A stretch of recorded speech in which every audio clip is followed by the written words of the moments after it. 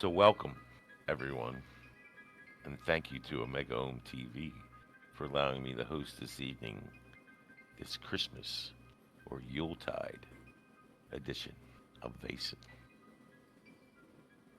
We're playing things a little differently tonight. We're playing a homebrew that I've been thinking about for the past 4 weeks since Omega suggested we play something. And we've made some archetypes, some child archetypes that are going to be inhabiting the orphanage here. Mother of Heaven orphanage. And the time of this is the late 18th century, the year 1875. The time, the place, all seems to be in turmoil.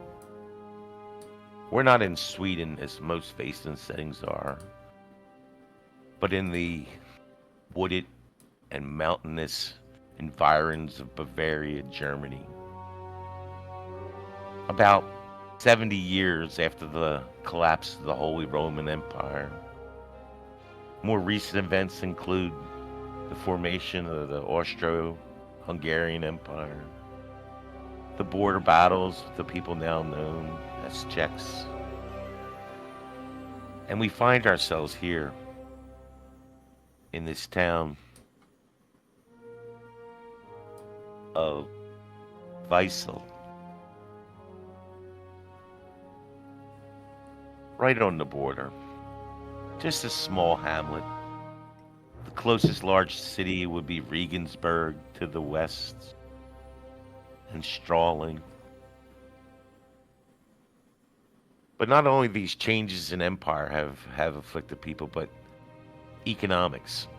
The economics of the Industrial Revolution that are pulling people from the farms of these humble hamlets and valley communities into the large cities where they make their way and make their day, slaving to the toils of rich men. These wars, some abandonments of children to the fields, have left many orphans at the hands of many monsters. And not just the monsters of the folklore that they have been weaned on since birth. But we set the scene tonight in the orphanage, and we find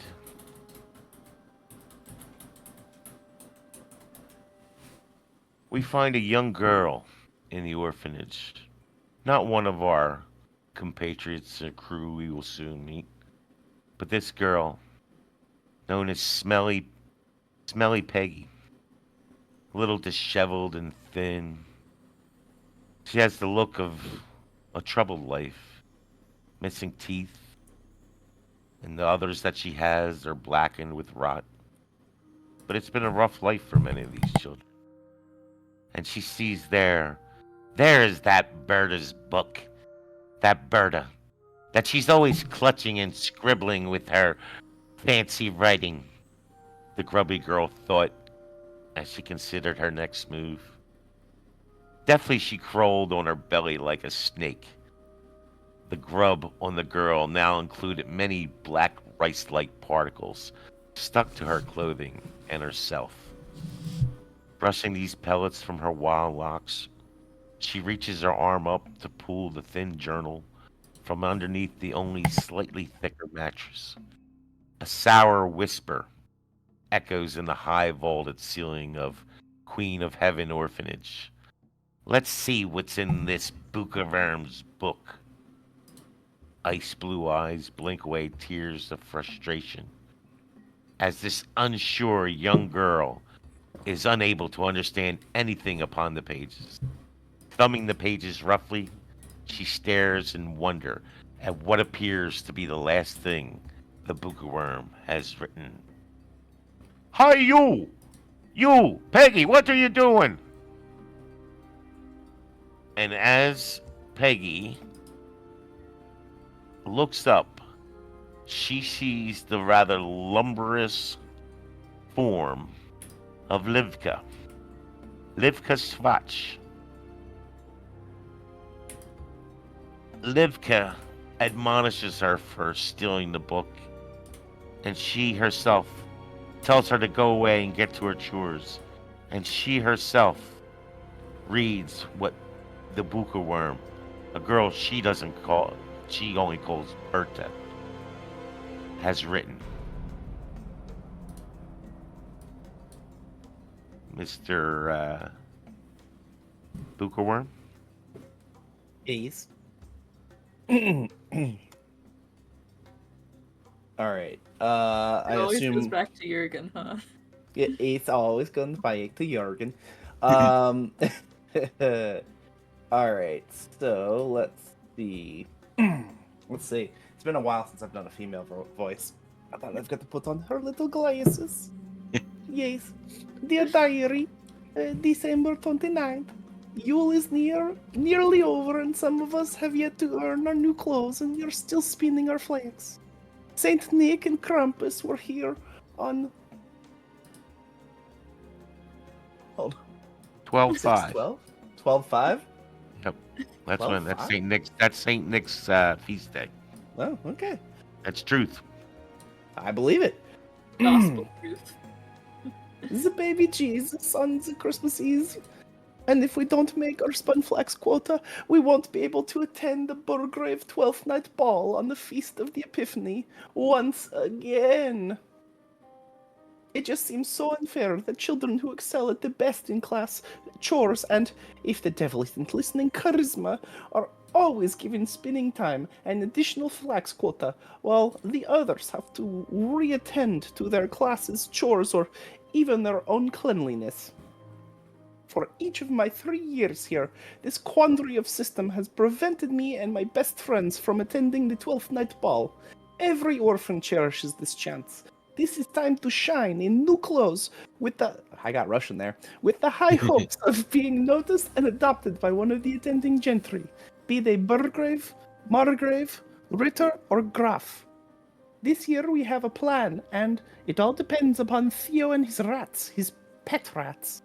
My plan is for Theo and some of the altar boys to release Whippy, Welty, and Warren, and all of the others. When Bishop Nogle arrives to say New Year's Day Mass, the last time they had to bait, fumigate, and trap the phage, they sent us to live in the stables of Burgrave himself. Wait until the others hear this plan. It's foolproof. So, the day passes, the holiday goes, New Year's comes. The good father gives his mass on the New Year's Day, came in to see the children for New Year's Day. You guys, if you pull up the token page, you can drag your tokens in there. But today is actually the 2nd of January. And you actually, Miss Livka said that bed checks and tidiness checks will be later after Mass today because the good father had to be on his way early. And the good father had to be on his way early, and you would attend to those after Mass. So the father, this is January 2nd now, folks. You celebrated most of the thing. There's been rumors of the 12th night party at the Bullgrave. There are 2 nervous girls in the room. One is Berta, because apparently the plan with the rats came to some kind of fruition, and Peggy is also nervous because she knows she was caught by Livka stealing young Berta's journal that she loves and cares for so much.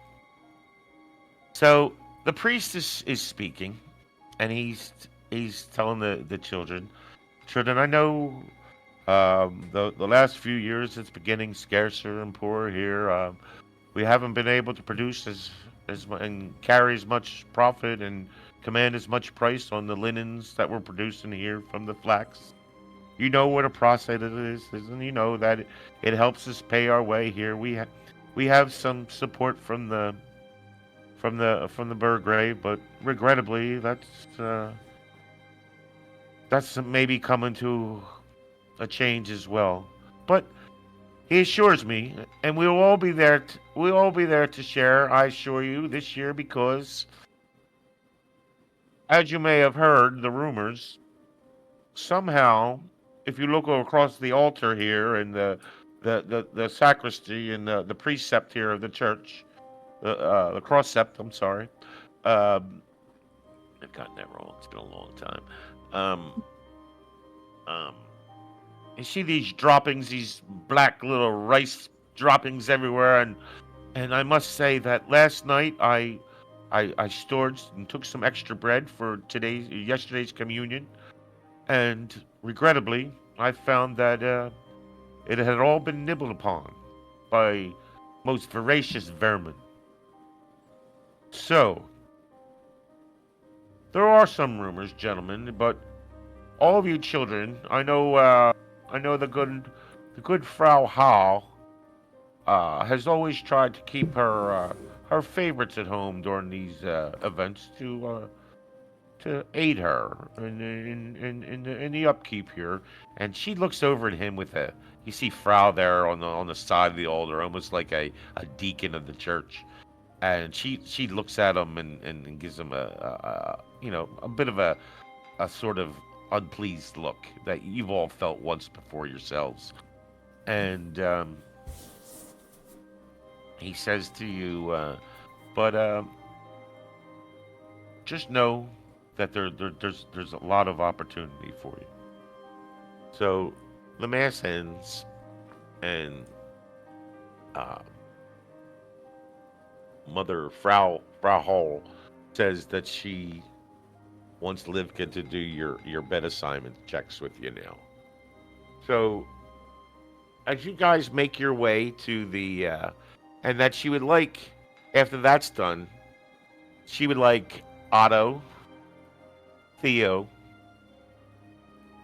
Barinholtz, and Otto, and Paula and Bertha to come see her after they have their bed and tidy checks, because she has some things she needs to discuss with them. So, what are you guys feeling as you make your way? Excited that there's opportunity to be had, changing. You hear that there's opportunity. Some of you are getting older, moving on in age, and may even be soon aging out. You've heard things of people moving to the city. That's all the talk of kids, the older kids that have left the orphanage before, or ones that went to the party before, have been adopted out. So the party's always the opportunity for you guys to make your best. Uh, Put your best foot forward, as it were. So as you make your way to the bedroom, which is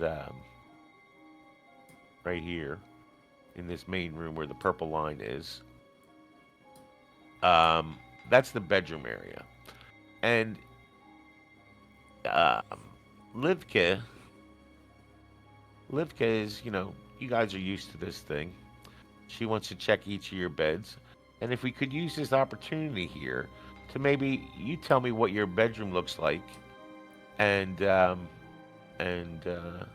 describe yourself a little bit. Maybe we'll get some of your attitude out as well. But hopefully you all tidied up in this rushed morning, where you instead of hurrying off to church. So she walks over towards. I think she has a special eye for uh, somewhat sometimes a little troublemaker in the group. Young brave Bearheart Barinholtz. And who does she see he's standing before? What type of young man, and what type of what type of room have you kept? Have you done your morning chores? Have you brushed and No, washed? I haven't done any of that. I mean, she is. She's always lets me slide a little anyway. I just kind of throw my clothes underneath the bed and kind of threw the covers over a little, and I'm just standing proudly in front of my bed for bed check, and I just smile very prettily. I'm a lovely little blonde-haired, blue-eyed little boy, and I smile prettily at her as she comes up.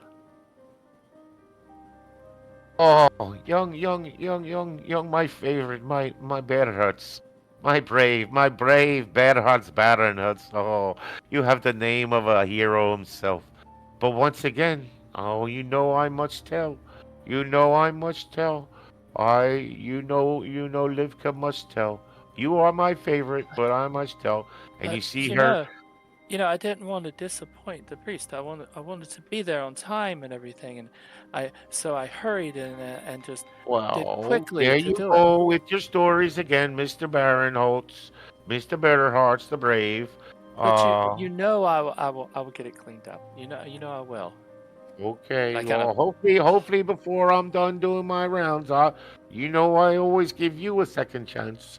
And she closes the book, and then that pencil goes away, and back into her into the her bosom line, where she stores it, or behind her ear, maybe more likely. And then, she walks over. The boys are on one side, the girls on the other. So then she goes over to young Theo. Theo, my favorite, my favorite. How are you today? Have you been working on your little bugs? Have you been working on them little bugs? I love your bugs so much. And you guys are starting, I don't know, maybe you're noticing something about Livka. She's very gentle, and her name is Livka Livka Schwarz. And you guys can actually see her sheet there, and you guys all have nicknames, but you think her name is just her last name. Um, but she's the most caring and gentle, and the stories you know of her is that she came through this orphanage. Now she's the matron's Frau Hall's Frau Hall's, right hand, right hand for the mother. And then she walks over. She says, Theo, how's your day been going? How is your bed looking today? Oh, It, Theo sees her enter and scrambles to kind of stand by his bed and ready for inspection.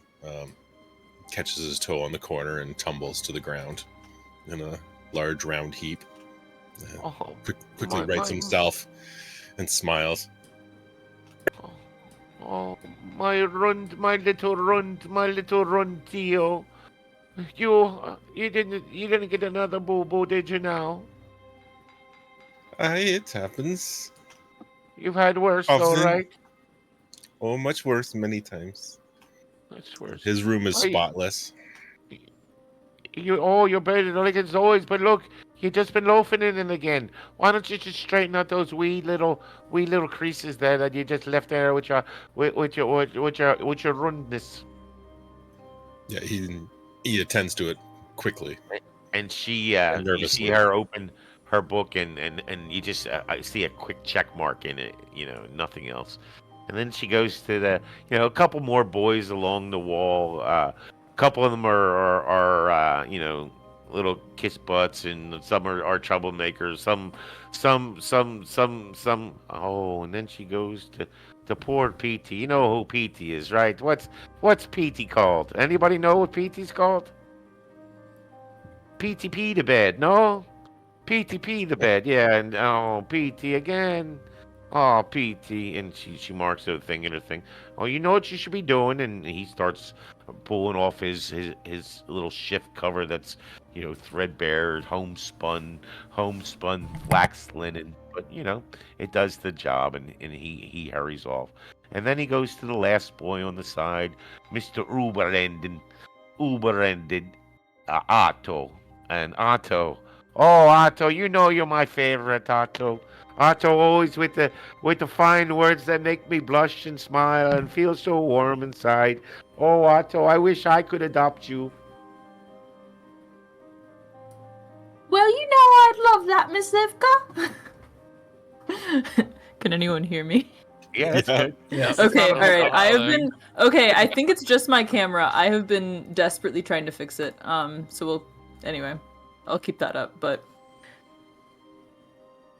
yeah, and auto space it looks to the outside eye absolutely impeccable. There are certainly little corners and little hidden holes where kind of everything is tucked away, but he's very kind of particular about his space, to say the least. Oh. And Otto, do I need to be checking your box again? You're always having the most strange things. I don't know where you come across these, but is there anything in your box I need to be looking for? Oh, you, of course not. That'd be so. I know how you feel about that, and You, so you of course promised I'd on our never be. Mother of Heaven? I'd never be so disrespectful. Not to you. You promised on Our Lady, the Mother of Heaven? Queen of I Heaven? promise. Oh, and you see her, she makes a check mark in her book. Okay. And then she goes, oh, and now these we oh now I'm like an Irish girl, ain't I? And now the ladies, let me go over and check how these ladies are working. Uh and you, little one, I have something of yours, I think. Are you missing anything, Miss Berta? And she kind of like has her arms behind her back, and on her little shoes clicking together, as you see kind of like a pristine bed, like hospital corners tight to the side, not a stitch out of place. And she goes, "Yes, I believe that my journal was taken from me." Well, you know, Livka, I do the cleaning, and I generally know where you keep this. Maybe under your mattress. You think of a better place, huh? We'll Okay, try. that is a good Uh, idea. Yeah. I did not show this to Mother Howe because I was going to, but then I don't know. There's been so much going on with the fumigation and the bishop here, and and the rats and the rats, and she kind of looks at you, hmm, kind of oddly, trying to remember, and looks at the journal. Well, look, be more careful where you leave this. And she makes a little mark in her book, and then Of course, she I don't know why there would be any reason she would need to see a silly book of a silly girl. It's just the way I pass the time. well, you know how the Frau is. The Frau encourages everyone to follow their path, to find their way. Especially, she says us young ladies have to start thinking more because it's changing. Everything's changing, and we may be able to rise. You, the big Livka. I'm ready to fight. All these men are fighting. I'm ready to fight. You wait for that next war. Livka be there. You'll see Livka fighting. You what? You keep your writing. You can become the next thing. The next thing to be big. Yes. That's what you will be. Yes. And then she seems to be getting almost a little hesitant. She's looking over. She does she's done a few girls before you, and there's a few left, and she sees down at the end of the line, almost at like the you know first seat, as they say in the orchestra. Mhm. That vixen little redhead, that Paula, and she's the only one that you notice whom's nickname Livka uses. And she looks at you, Berta. Uh, I have to go check Patsy down there, Of course. and she makes her way. And Patsy,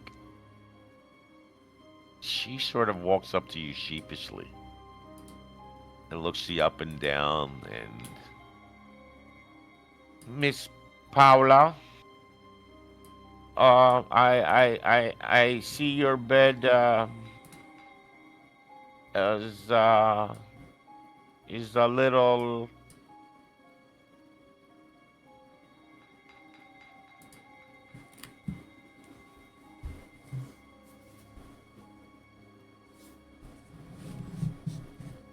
It's a little.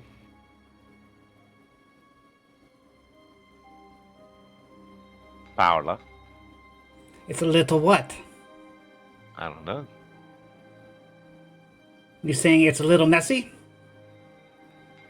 Don't you? Don't you think? Look, not it's mess.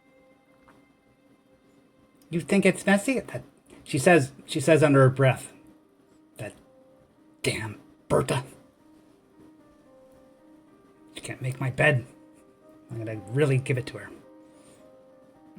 Well, I am sorry. I'll do better What next do you time. think Frau would think this was good. I'm not sure. But do you have a problem with that? What are you gonna do? I to mark the book, show Frau, mark the book, show Frau. You don't want to get Livka in trouble. Why don't? Like, Oh, listen, I have to go check Baronhart's. Why don't you get this fixed and then we can. oh, I will fix it. But you better not tell Father because you know what I seen you and Pita kissing, and I'll tell Father that. If you rat me out. You're just silly. You know what? Why don't you give me a roll there? First roll of the game, sir. You're trying to use a little Blackmail, we call mo- that. motivation, since it's not inspiration, since you're trying to trick her, because she doesn't even know if she really kissed P-Top. What the hell, you know? So why don't you roll me that? It looks like you still got 5 die to roll there, sir. So roll me that 5d6 off that top of that page on ability skills. 5d6. Your dice will show. Nobody else's will show on his. Your own dice will show, but so you'll see Omega's die, and you can go to the chat, and that's a pop-out window you can pull and look at. Or there's also in the lower left, there's a dice thing which will roll as anonymous. It won't roll as your character, but you can also track the rolls there. And yeah, so you rolled in an untitled dice formula through Omega. You didn't roll through the sheet. But you did get 1 success, and that's certainly enough to confuse Livka, and that she goes over to Baronholtz to check his bed. Why don't you just give me that agility roll, sir, to see if your efforts had reached fruition? All right, agility. Yeah, Give me a second. So that's 6 dice. and it looks like 6, yes, sir.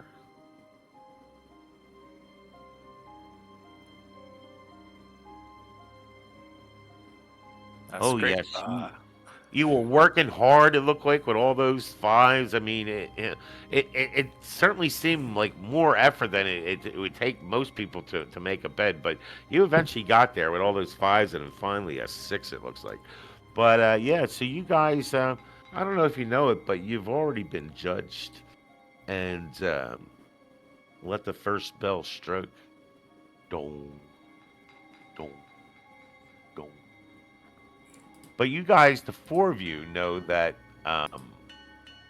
good old Frau Hall has has requested to see you all in her office.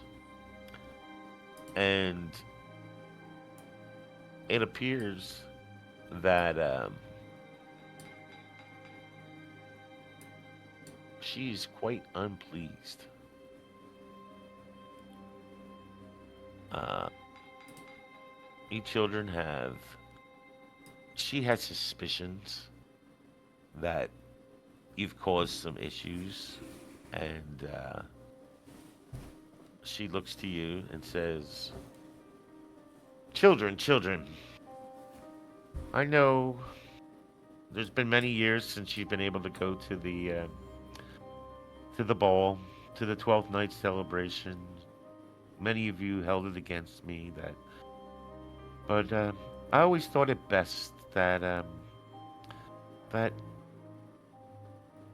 some of these men that were bringing opportunities to children didn't always have their best intentions in mind, but maybe found a way to exploit you guys for other purposes. To work in their homes or factories, or maybe someone as smart as Berta to tutor their children.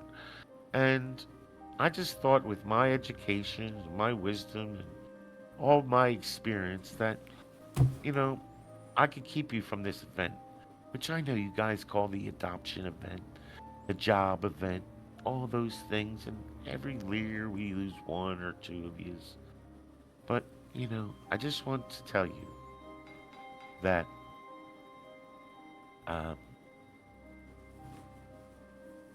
when you go tonight, as you all be going, now, I know you didn't get your new clothes, but I will go and get you some. There's no point now in heck. The work is all shown on the wear on your fingers anyway, so there's no denying what's to be denied. You're all such good children, spun so much flax. But I just want you to remember Frau Hall, and remember that for each of you, I know I can find a path forward to happiness, health, and a hearty future. So, you guys wait here while I go back and get those new clothes for you. And as she starts to walk away, you've always noticed that the Frau wears extraordinarily long dresses that they don't even rise. You never see her shoes, ever. I mean, and she always walks with a weird, almost like a slap. It's a slapping sound.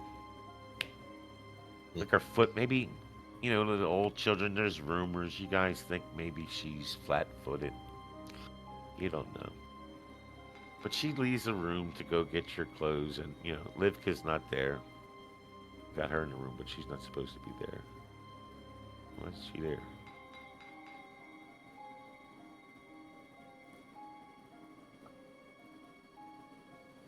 I have a functional issue here. Oh, that's why. Bear with me, guy. Old guy having issues.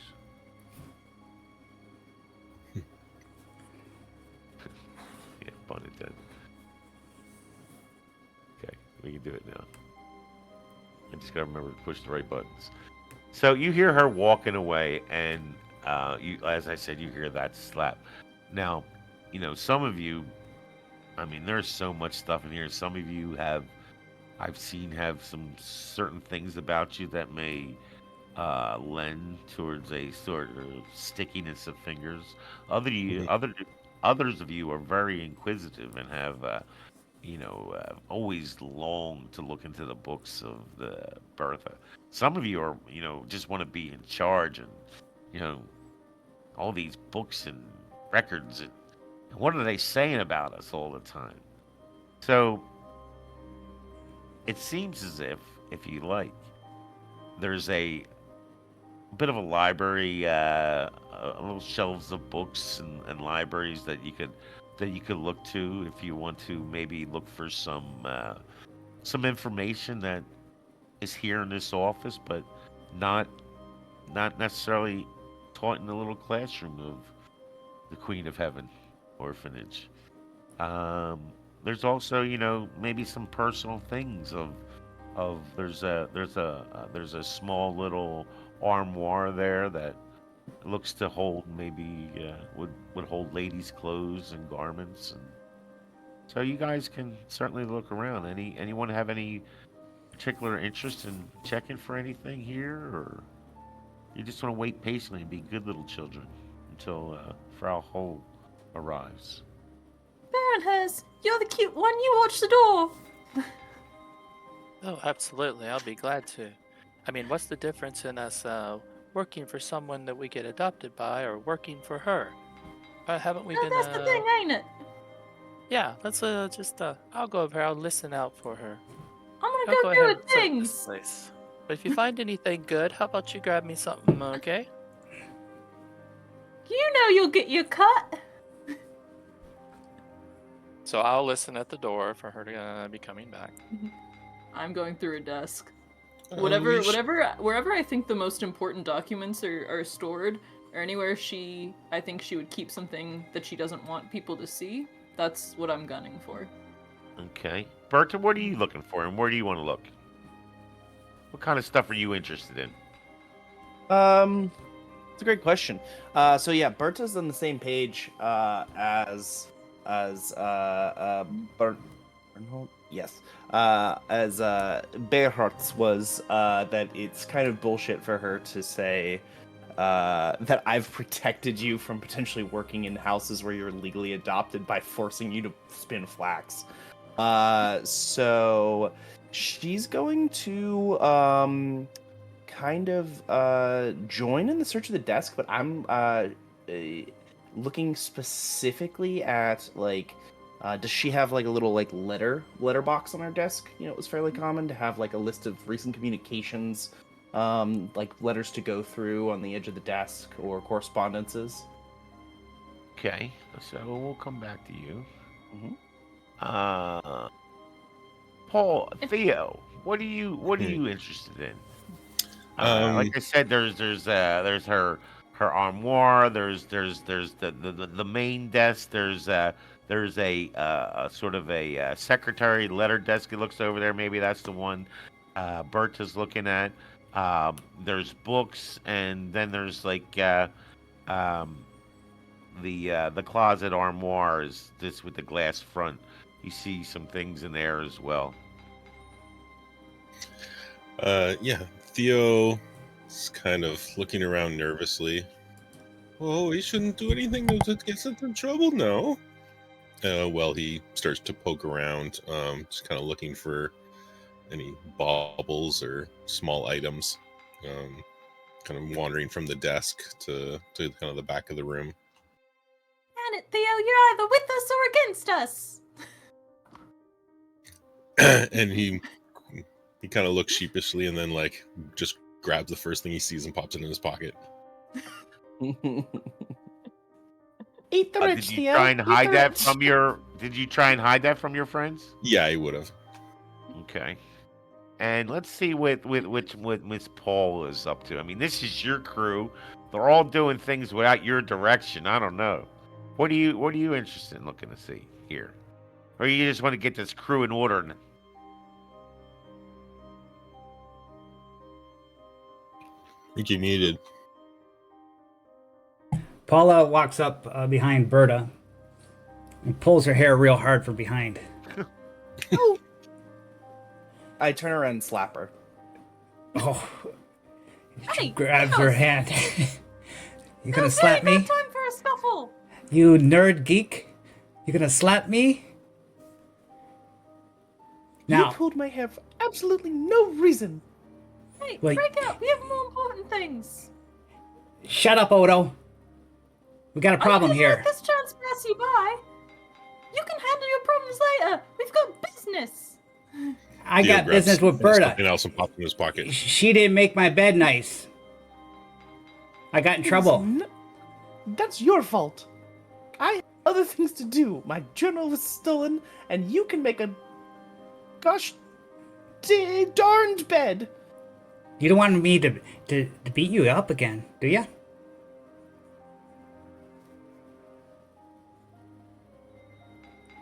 Berta takes a deep breath and just turns on her heel, ignoring her and going back to searching for letters. You can make Okay, you can Berta, make it up to me if you could find me something precious, and I'll forgive you. And I'm just gonna walk and observe the other guys while they search. Okay, well, what did you? I heard. What did Theo? He put that back. No, he grabbed another thing. Just another random Okay, thing. I don't think anybody's really probably paying attention to you because they, the two ladies were involved. Uh, and let's go to the When he man gets who's nervous, he gets steely. Yeah, it makes you feel more comfortable by putting things in your pocket. Yeah. But as you're, sort of looking through things, you're opening drawers and cabinets. You're looking for the, your next quarry. You do actually open that armoire cabinet, and you find this. Well, actually, you know what? No, I need to make you roll for that. Sorry. Wait, is this I me? told you, it's a homespun. Too late. You already found it. It just looked like a shoe. You don't know too much about it. I know Megan probably didn't even see it. No worries.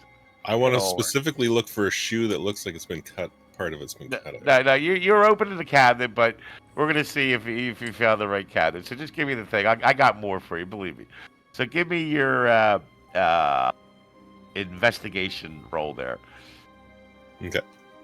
That looks like 4. I think it's 5. Is it 5? I'm looking at the wrong character. Sorry.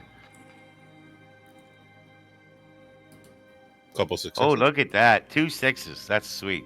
So you not only get that shoe, I'm going to show you 2 pairs of shoes. Ooh. So you guys can examine these, make them big to your heart's content. But you find these 2 pairs of shoes.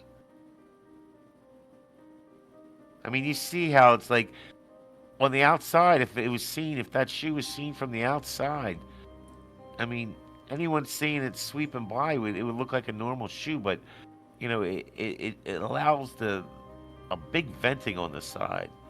And then what are these others? These handmade, sort of wonderful looking things.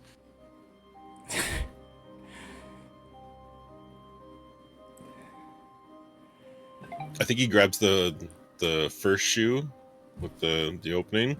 It was kind of quizzical and kind of tucks it away, and then he grabs the other one, and he kind of, as soon as he looks at it, he's like, "Hi!" and he drops them. And everybody would notice probably at that point. Yeah. So you guys find these things. You didn't say you took it and put it in your pocket, though, did you? The first pair, I think he would have tucked away. Tucked the one shoe.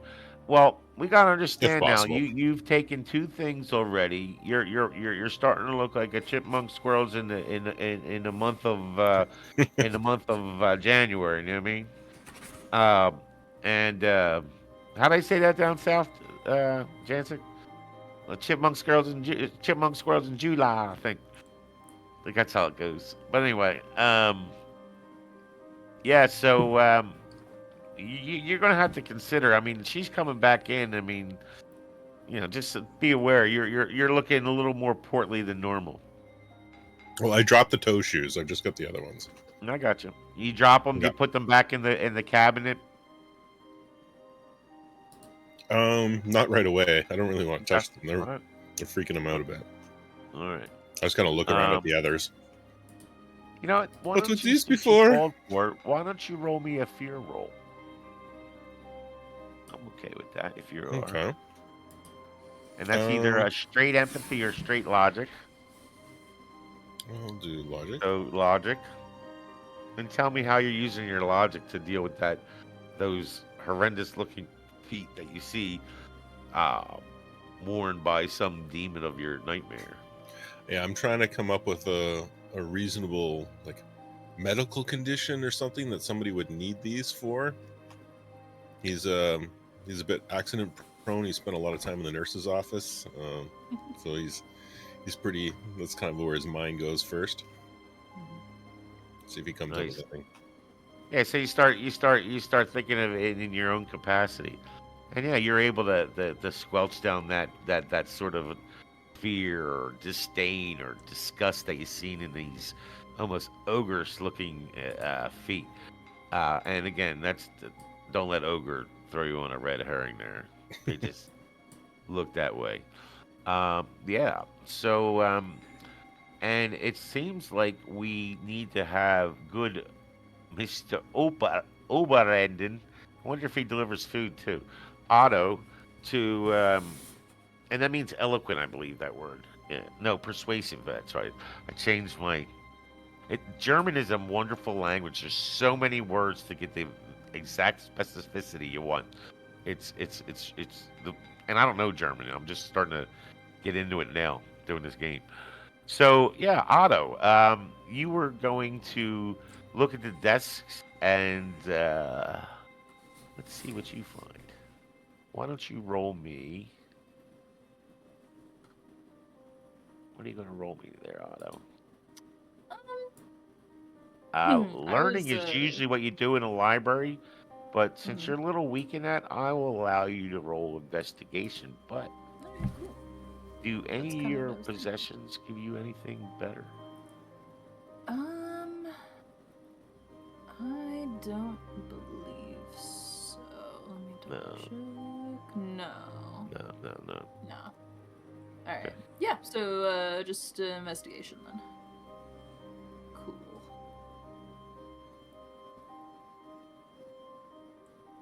Best is a 5. Would you like to push that? Ooh. Time might be running out. You know, you don't hear the slap of the matron's foot, but Barinholtz hasn't made but a peep. Yeah. Remind me, pushing would mean You assume a condition. a condition. You roll without that condition this time, but I like to do it this way. Like, say you're going to take the angry condition. You know, even though you're not rolling with a less 1 die because you have the condition, I like you to when you push it, use that angry or whatever you chose to justify the push. Okay.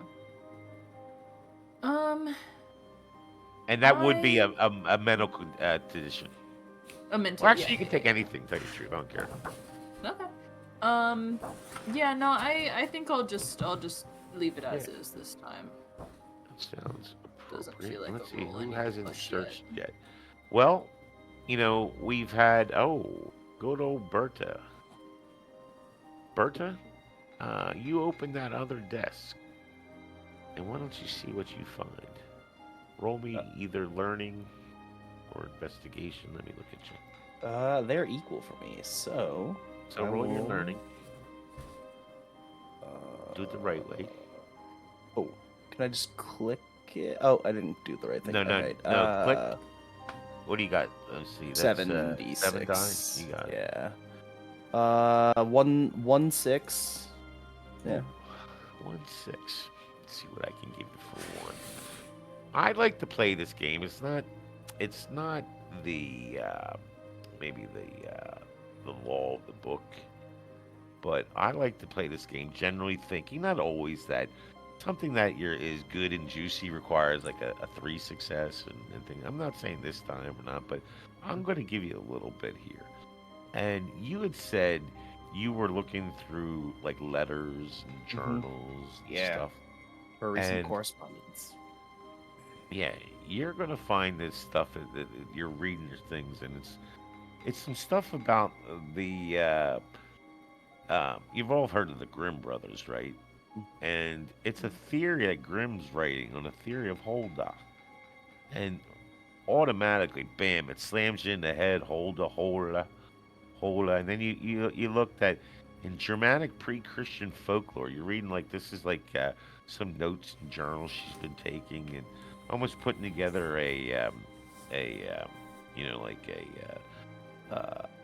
diagram of connections and pieces and notes. It looks a little crazed and it looks like it's been going on for some time. Like this journal's rather thick, and the pages are well thumbed and oiled from the skin. And you're seeing things, briefly looking through it. You don't have a lot of time, so you're seeing things like Germanic pre-Christian folklore, Holda, Hole, and Hola, are all names to denote a single building. Holda is also related to the Germanic figure of Perchta, and that's spelled just like the fish, perch, the T-A. Perchta. And then you're going on and on and on, and it's like, Hola's goddess to whom children died as infants go, and alternatively known as both the Dunkel Grobmutter, meaning the dark grandmother, and the Visha Frau, the white lady. Elements that are more typically associated with Grimm's fairy tales as well. And then you see here she's saying that Grimm based his theory on Holda on what he took to be the earliest references to her, an 11th century interpolation to the Canon Episcopal by Bouchard of Worms, and pre-Christian Roman inscriptions to Hlodana that he tentatively linked to the same divinity. There were early challenges connecting this figure with a pagan goddess, since her earliest definite appearance links her with the Virgin Mary. As you know, the church assumed all pagan icons for their own, and she was commonly called the Queen of Heaven. That's what you're getting for one. If you want to push that, I might give you. I think what I would like to do. So this isn't a stack of things, right? This journal, this tome, was in a stack of other things. Is that correct? Well, it was on her desk. You said you were looking through. I think you had said you were looking Okay. through her like a letter tray. Yeah. Well, Yeah. I guess maybe what I should suggest is. So it's something she has her eye on. Be aware, right? It's in the forefront. I think I want You're to thinking steal about this stealing bad it. boy. Yeah, this is this feels like it needs further investigation, or is it too obvious? Is it too front and center that like taking it would be something very clearly noticed right away? I have a feeling that you'd be gigged and raked over the coals, maybe. Gotcha. Yeah, then I am going to push this. I'm going to be frightened as I read about anything where she is reading more and more into a dark grandmother and a god that is associated with the death or sacrifice of children is very concerning. And I actually pull out my own German folklore book and begin flipping through, comparing the two, as this will give me +2 to any logic roll. All right, so remember, we're going to roll those two separately. Okay. So roll your original learning roll, and then roll your book dice. All right. So this is the learning roll, and these are the book dice. Just 1-6 again. For the crowd, why don't you read that special possession the notes I've made to your special, and if you could, I'm gonna put it on the screen as well. Yeah, of course. Hang on, I think I can do that. Just let me put it on the screen first. Berkta General. Let me find that. Her book. Here it goes. It's going onto the screen as a token. German folklore and myths. +2 to any logic roll and requires a slow action to skim the pages and image.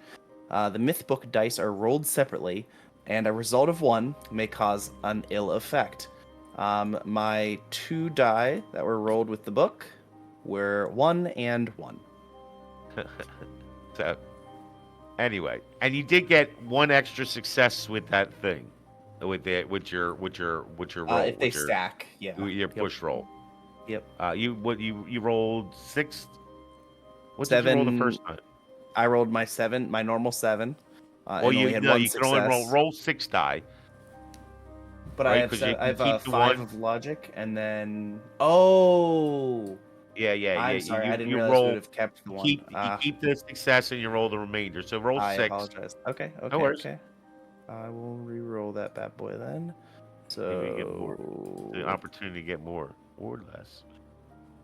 uh, There you more. go. There's there that would bring me up to 4 Oh sixes then, dang! Yeah, that's 4 6s and 2 mess ups. and Is 2 almost. critical failures. Yeah, yeah, yeah, yeah. So, in this book, then, I mean, you start to look through all the things. You're doing comparative notes, or you're looking up things that you slightly, vaguely, almost, maybe even instantly recognize in your own book of folklore, and you find the name. You're thumbing through it, and you find the name of Perchta. Mm-hmm. Perchta. Okay. Perchta. Initially, Perchta was the upholder of cultural taboos, such as the prohibition against spinning on holidays. In the folklore of Bavarian Austria, Perchta was said to roam the countryside at midwinter and to enter homes during the 12 days between Christmas and Epiphany, especially on 12th night. She would know whether the children and young servants of the household had behaved well and worked hard all year. If they had, they might find a small silver coin the next day in a shoe or a pail, or maybe in the box under their bed. If they had not, she would slit their bellies open, remove their stomach and guts, and stuff the hole with straw and pebbles. She was particularly concerned that the girls had spun the whole of their allotted portion of flax during the year. She would also slit people's bellies open and stuff them with straw if they ate something on the night of her feast day, other than the traditional meal, fish and gruel. Frau Berg. Wait, so was the one line that she was particularly focused on if little girls have not spun enough flax? Was that She was the line? particularly concerned to see that the girls had spun the whole of their allotted portion of flax. Make sure they did all their work. And you guys have heard stories. I mean, each year, um, um, you got 4 successes though. So I need to give you some more. I'm thinking, and I feel like I'm talking a lot though. So, but I'd be fine with if you want to have it as like a carryover. Like if something relative comes up to it, in the near future as like an yeah, extra knowledge let me give callback. you a little bit, just a little bit more for all those 6s. Okay. Hey, maybe you can grab one of those other books over there and lay it there where her diary was. It looks like it, and you can put that in her pocket. That's a There's a great bunch of other books over there, and she might not suggestion. notice until we're Oh. gone. If you guys all remember your hobo traits, and to the audience, I've given child archetypes an extra talent, and they are each have the extra talent of hobo's talent, which is somebody wants to tell them. Yeah, so it is, we have a +2 to stealth when trying to hide ourselves or an object from a wealthy human or adult. And I don't That's think neat. Frau Hole is wealthy, but she's certainly an adult. That's true. We can hide that, and we can put one of these other books in there, and she won't know the difference, will she? That is a great idea, Bear Hearts. And I would love to, with your permission, Mad Bard, take at least one of those successes, grab a relatively close-looking a book from somewhere else in her office, and swap it with this one to reference at another time. Well, as you we can may need. certainly take that success into time allotted to plan for all that. But I have a feeling that when Frog comes back to give you your clothes, Mhm. that we're going to need to see what her Sure, of observation course. and your ability to use those hobo tricks are then. Of course. But yeah, Would you the- certainly are able to set the stage, as shall we say. But the final thing I want to give you, in case your brew does not come to fruition, is that in the 16th century, Perkton took two forms. Some are beautiful and bright, and known as the Schnoen-Perchten. Schnoen-Perchten, the beautiful Perchten. These come during the 12 nights and festivals to bring luck and wealth to the people and children. The other form is the Scheischerperchten, the ugly Perchten, who have fangs, tusks, and horsetails, which are used to drive out demons and ghosts. Men dressed as ugly Perchten during the 16th century went from house to house, driving out bad spirits. So yeah, as you guys make your ruse, we have only young Baronharts keeping watch, who has not performed a slow action. Would you like to do anything before you start hearing some noise from down the hallway and think you have just enough time? If you anything caught your eye in the room that you think could use greater exploration, No, or Berta maybe asked to me. clean up the Berta mess. asked me to listen at the door, and she's really nice. So I wanna, I'm gonna listen at the door. I'm not gonna stray away. I wouldn't want us to get caught. Okay, She's so my you friend. do you notify the crew that you hear the Everyone, she's coming. Get back and sit like we're doing nothing.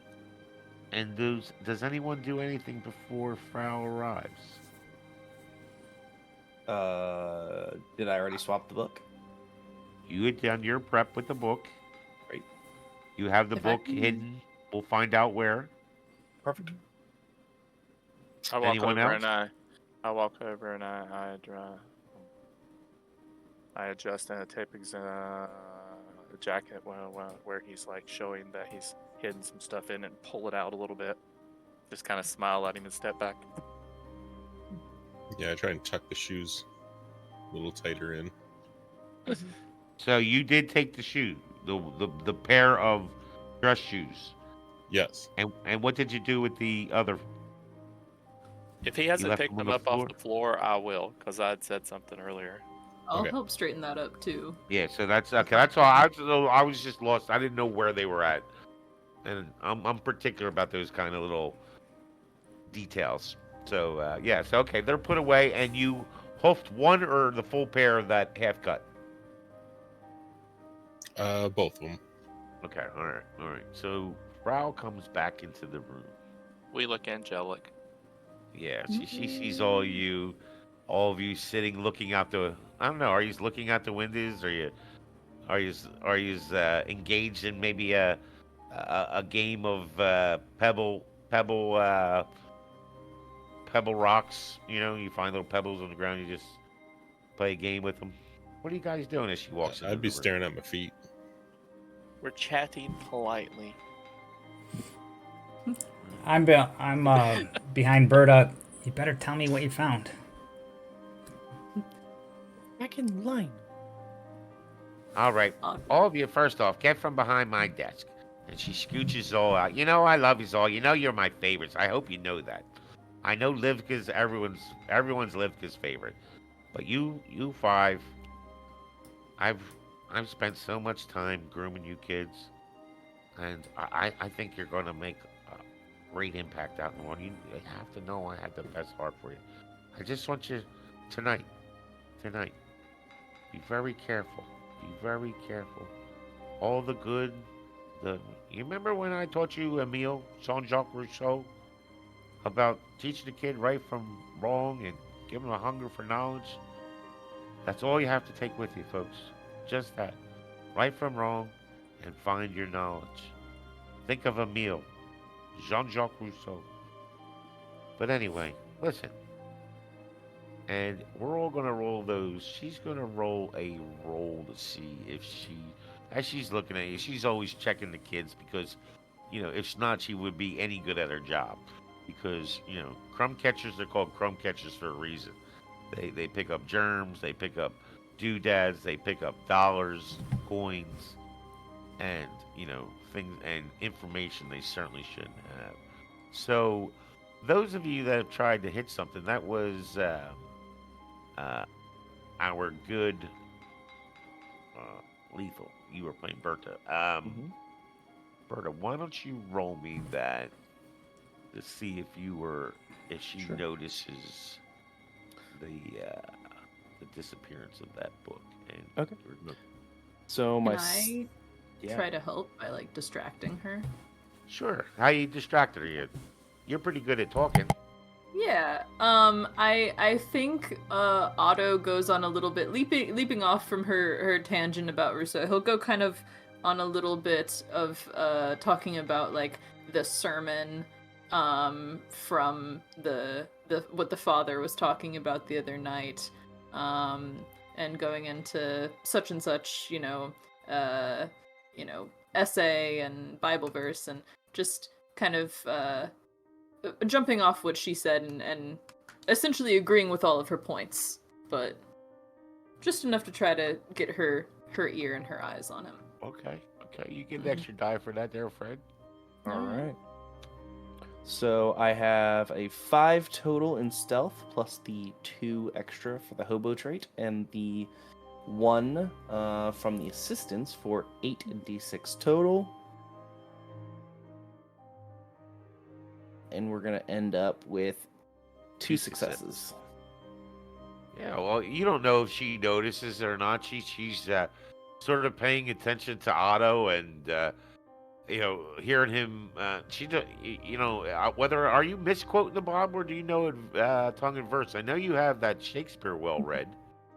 Yeah. So I think he's picked verses that he knows well enough to weave into the conversation. Like his breadth of knowledge very narrow, but he's able to use what little he knows pretty well. All right, Is and kind of I the want you idea. to roll me, and Mhm. there's going to be no penalty for this or anything. It's just going to see if you give me an observation. Let me see. Is it observation? What I Ooh, want? yeah. Let me see. I think it's observation. Let me see. Yeah, give me an observation roll. Okay. Yeah, sure. You got any special stuff? Let me see. That's empathy, so There you if go. I If you want to use can that, you can use that though. But that's up to you. Yeah. Look at the ill effect. So, Yeah. and you have to Um decide before you roll the first roll. right, sure. Yeah. Um Nah, I think I'm gonna try to play it a little safer. I don't know how she would take that. So I'll just go for my Well, you I've said I've gotten observation? in trouble more times quoting Shakespeare than any other author. So Well, hey. Yeah, I bet. Um so observation, yeah? That's yeah. alright, cool, yeah, I'll just do that. Okay, alright. Not Yeah, bad. and you know, even the you're misquoting your sort of almost fake knowledge of the quotes that you just implanted in your head from the repetition hearing of them at matins and every Mhm. other prayer set you have the Angelus. And you kind of get the feeling that Frau doesn't know if you're quoting the Bible properly or not. Hmm. Okay. Alright, Because you that's know you misquoted, and she didn't. sure. You're good at reading people. I think is your one of your skill sets. Mhm. Uh, you are the persuasive self yourself. Self sort yourself. So, uh, Mhm. the first skill in being persuasive is understanding others. Mhm. Did I persuade you of that? Yeah, So anyway, I feel like that's knowledge that he just kind of slips into his back pocket and kind of keeps there. yeah. And our good friend, we already rolled our good friend for the book, right? Now let us roll our more rund friend, our Tapsig, who's Tapsig Theo. That's some of the meaner children call him. Uh, maybe he'll share with you why. I think we have heard a little why. But poor Tapsig, he's looking a little more rund or rotund, as they say, because of despite the efforts of his friends. But we're going to. I did hear that some tried to tuck and adjust his. Yeah, I was trying to help him out, so I was I going to heard give him that. I heard assist. that, my friend. The brain forgets nothing despite all the dope I smoke.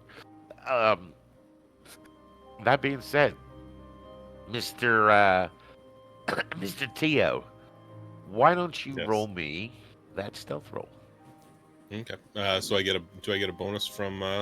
You get a bonus die from Bear Hearts.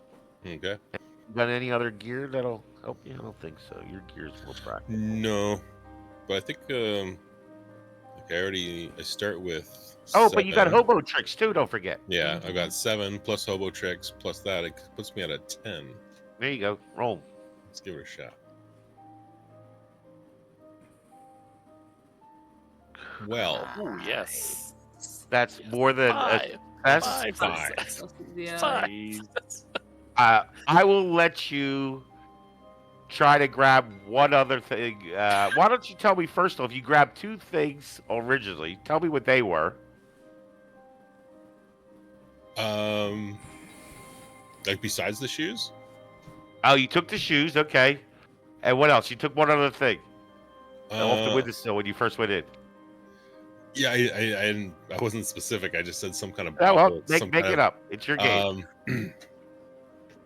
Would they have like a fine pen or some kind of writing utensil? Oh, easily. You pulled one of her script pens, and you notice. Oh, let me get back to It's my like one of script. it's one of those like those pens where like, Script. fountain pens where you draw it up, like has that little handle that you pull and it draws Draws the ink up. and you can push it Yeah. out, try and squirt it out. Okay. It's odd because in my thing I have here, she starts writing. As Fall sits down, she does start writing. And this is just a little nuance to let you kind of understand the flax. And you've had more successes, and you get to grab one more thing. So start thinking on that, okay? Okay. What you're going to grab. Hang on, just think on it. But as you see the frog get down and she starts writing out some things and she's looking at Bertha's book and she's writing a note to the professor, all the while telling you that she wants you to all hurry outside to see the bishop off because he's on his way to the Burgraves home a day or so ahead of us, and we want to see him off in cheery spirit. She's saying this, and she's just doing her machinations of the matron of an orphanage. And the Faj earlier, that was just an abbreviation for orphanage. It has nothing to do with the root of that word. Believe me, no red herring there. In that opening letter. But yeah, as you see her, she actually has another one of those pens as you just described. She grabs it from her pen holder. Kind of looks oddly at the collection of pens they had there, but luckily there's quite a few there, and she obviously did notice based on your abilities there. But as you see her pull up this ink in this clear bottle, it turns from, you see it in the blackness of the well, the clear crystal well, it's just black. But as you pull it up, you see the color of springtime. The springtime you all know when you're so busy in the fields, especially the boys. And you see the blue flowers of the flax. The blue flowers that dye clothes, that make a very precious ink, that make a type of azure blue that seems to soothe and comfort those that enjoy the written word. And you see her pull this pen full of this, and as a drop drips from the tip of the quill. It catches the morning light, and you see that pure essence of that color. And I want you all to roll me a uh, inspiration roll. Hmm. Here's mine.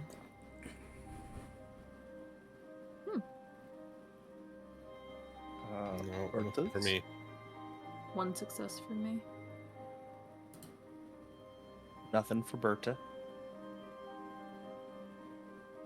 2 for me. Yeah, nothing for Ooh, me. for Paula. Okay.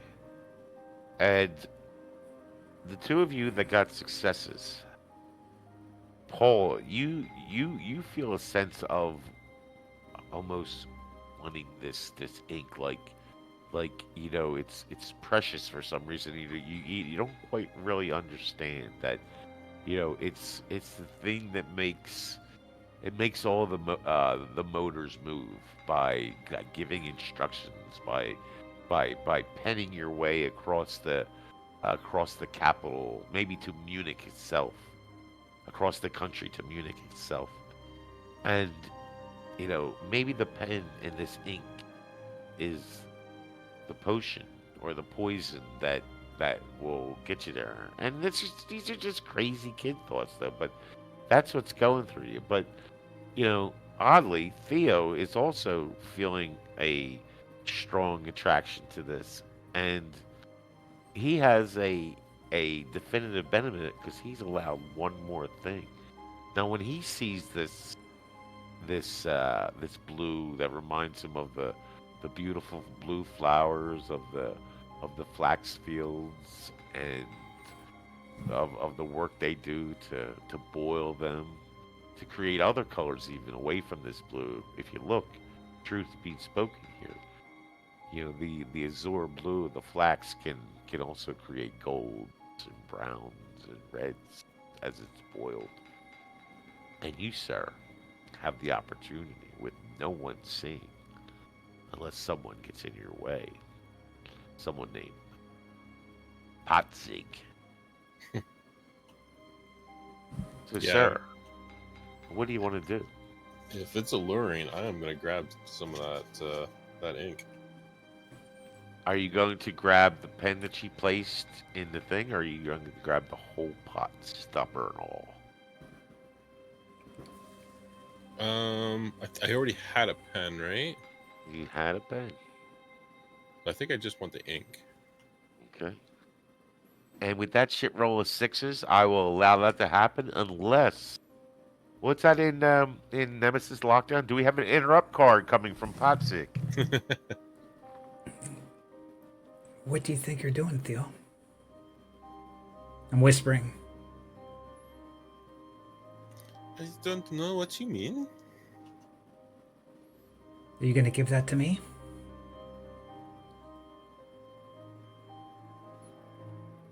Kind of looks around and yeah, gives a little nod. Yes. Okay. Oh, roll me a stealth roll, please. Me or Paula. Carla? Paula, okay. Stealth is 5. I got an item. Maybe for stealth. I mean, if it's against No. the Frau, it would be another 2 Oh, for that talent. for adults. Yeah. So I get 7. Nothing. Paula. You're always bullying these kids. What are you on about over there? Now tell me. I want the honest truth from you. What are you talking to poor Theo about? Are you bossing him around again? I was just telling him about nothing. Nothing. Your business. What? Your business. My business? This whole orphanage is my. Are you always such trouble, young lady? I don't know why I put up with you. Just because you're a leader, you have to have empathy with that leadership skill.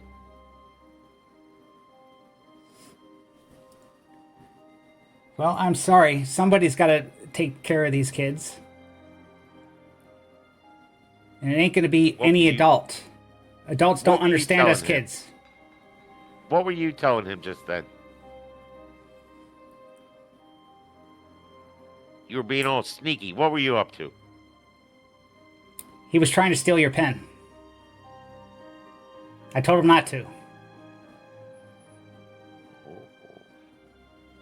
So she looks at Theo, and Theo,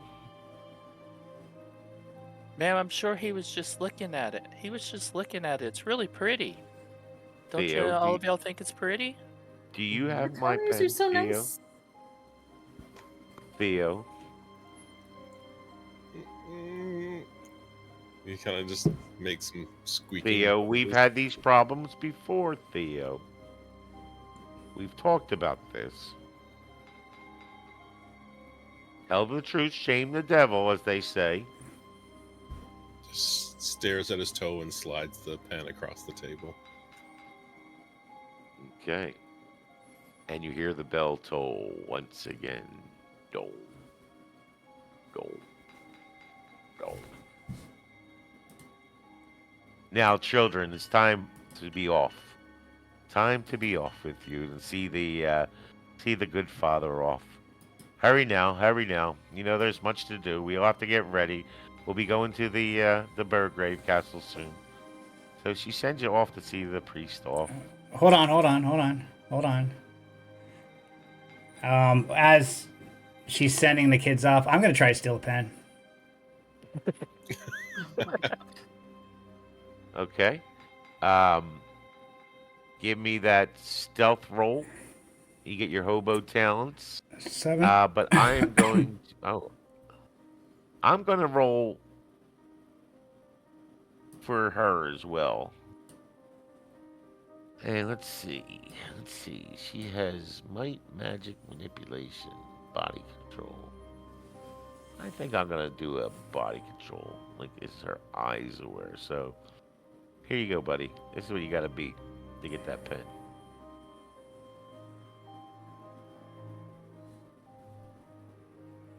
Oh, I hid that from you. Yeah, I got one. I'm sorry, she's still hidden. I got one success out of 8 dice. Okay, here's my 76. Yes, I got 2. Nice. Give me the pen. So you have this pen, this sucking ink pen. It sounds like very nice. Yeah, I just put it in a little hidden pocket I got in between the sleeves of my shirt. Okay. And she hurries off. Now be on your way. Go see the good father off. And you guys go outside. You're at the front of the orphanage, Queen of Heaven, right? Queen of Heaven. I'm getting that right now. And the father, you're all waving and cheering and you know, acting like good little Christian soldiers, I guess, for him. And you see on the thing, the matron's room and the priest stayed in the master's room while he's there, but you see the windows open in there, and you see the good Frau hang outside, and she starts to shake out the priest's linens that he slept in for the past 2 nights, his pillows. You see some of the down feathers that start to float into the air as she shakes out this beautifully and overstuffed, nothing like you kids sleep on. The feathers start to fly, and all of you start to almost imagine snow. And wait, it is snow. As the feathers fall to the ground, they're quickly followed by the first snow of the new year. All looks up and laughs. Ha ha. Children, just a little play out there, then inside we have to prepare for the festival. All is well. Don't worry, children. Frau Hole takes care. Come in now. Enjoy your time. And at that, we're going to move to the next day. The next day. The day of the party. But I think in that overnight period, you may have some questions, some considerations, some thoughts. What's going on in your mind? Some research maybe to be done yet? You just saw something that appeared a miracle. And is it something you know of? Something wasn't magic? Frau has always been so good to you. She's always cared so greatly for you. Kept your bellies warm and fed, fought away the dark nightmares that haunted your subconscious. And always there, like a true mother. Like a true mother.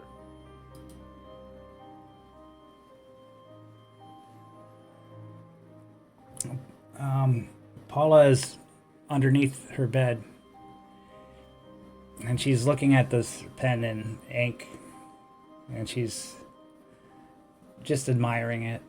And then she looks around and opens up this hidden little trap door, and she pulls out a locket that's in there and starts looking at this locket and admiring its beauty. And then she puts the locket back in and the pen and ink into the little trap secret door under her bed. And then goes into her bed and lies down, staring, wishing that she could leave this orphanage and go out into the real world. And she falls asleep.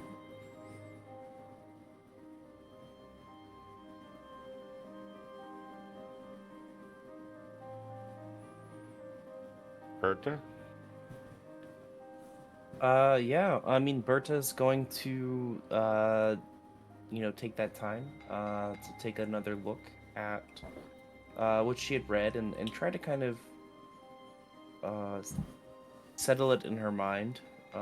What the Frau had been clearly thumbing through a lot and continue to reference and take advantage of those extra successes just to get more familiar with everything and kind of lock it in for when the time comes that it might be more relevant, and will probably eventually fall asleep, to the waning candlelight next to her bed with the books out on her. Yeah, at the waning light, and as you said, the candle usage is held quite sparse here. Not much time left to satiate that hunger for more knowledge. Mm-hmm.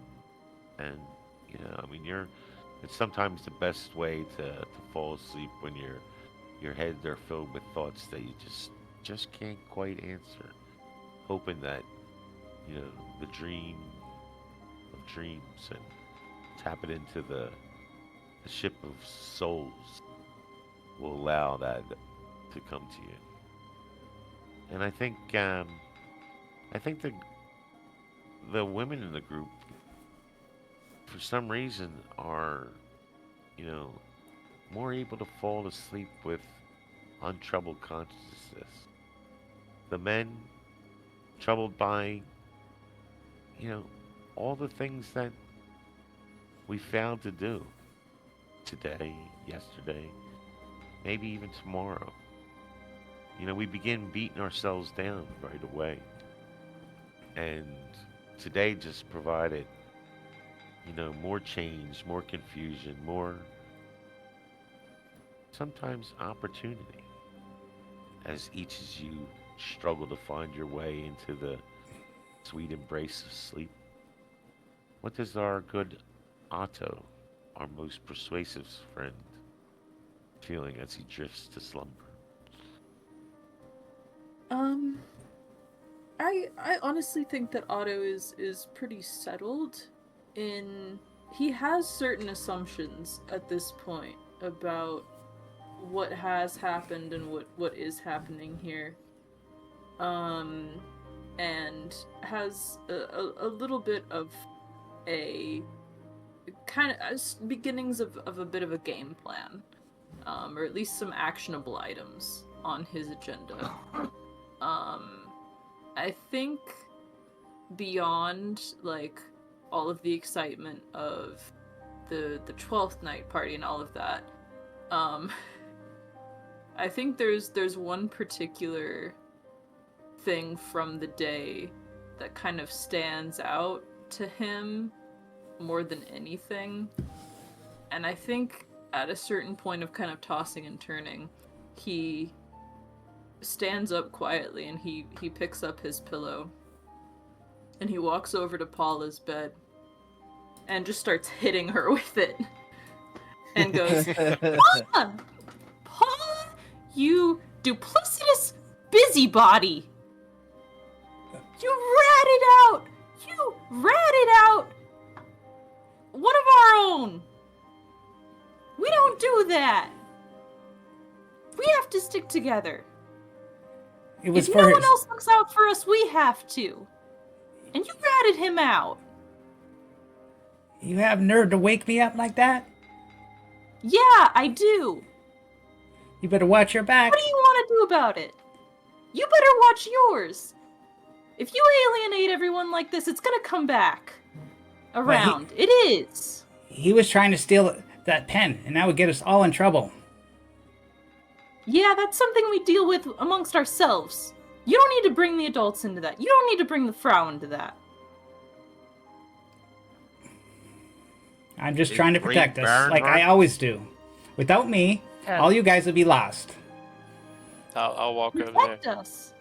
I'll walk over there and I'll say, and she hung back. Did you steal that pen for yourself, Paula? Oh, I know she I did. bet she did. I didn't I steal know no she pen. did. I didn't steal the pen. You always say you're looking out for us, and you're only ever looking out for yourself, Paula. Why still And want you're that gonna pen have to deal with anyways? that one day. What's he want with the damn pen? Barinholtz okay with this abuse of a young lady? You know, She- brave I kinda people are like- I usually the kinda like, protective sorts. Yeah, but But Paula is a bitch. yeah, I really like Berta better.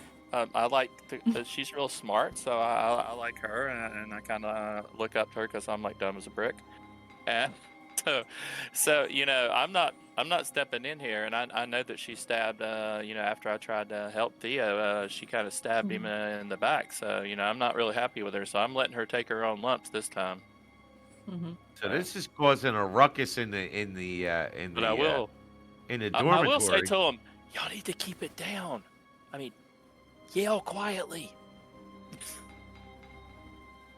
Anyway, you sleep on that, Paula.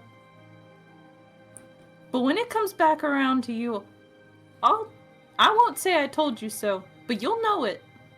You'll know that I did. You, Oh, come on. you mess with Let's me, not end the and night like this. I'll tell Father you're a dark secret, and you won't want that. You don't know any of my secrets, Paula. Oh, you'd be surprised what I know. Come on, y'all. Let's not do this. We've been friends I- for a long time, and some of us might be leaving. What if we get adopted tomorrow? I'm know- sure you think you know a lot, Paula. I'm sure you do. Hey, you listen to me. I've been in this No. place I'm longer done than you. listening to you. Well, if you want to escape this place, you better listen to me. It's all you're working for your own gain, Paula. And I'm not about that. I don't like it very much.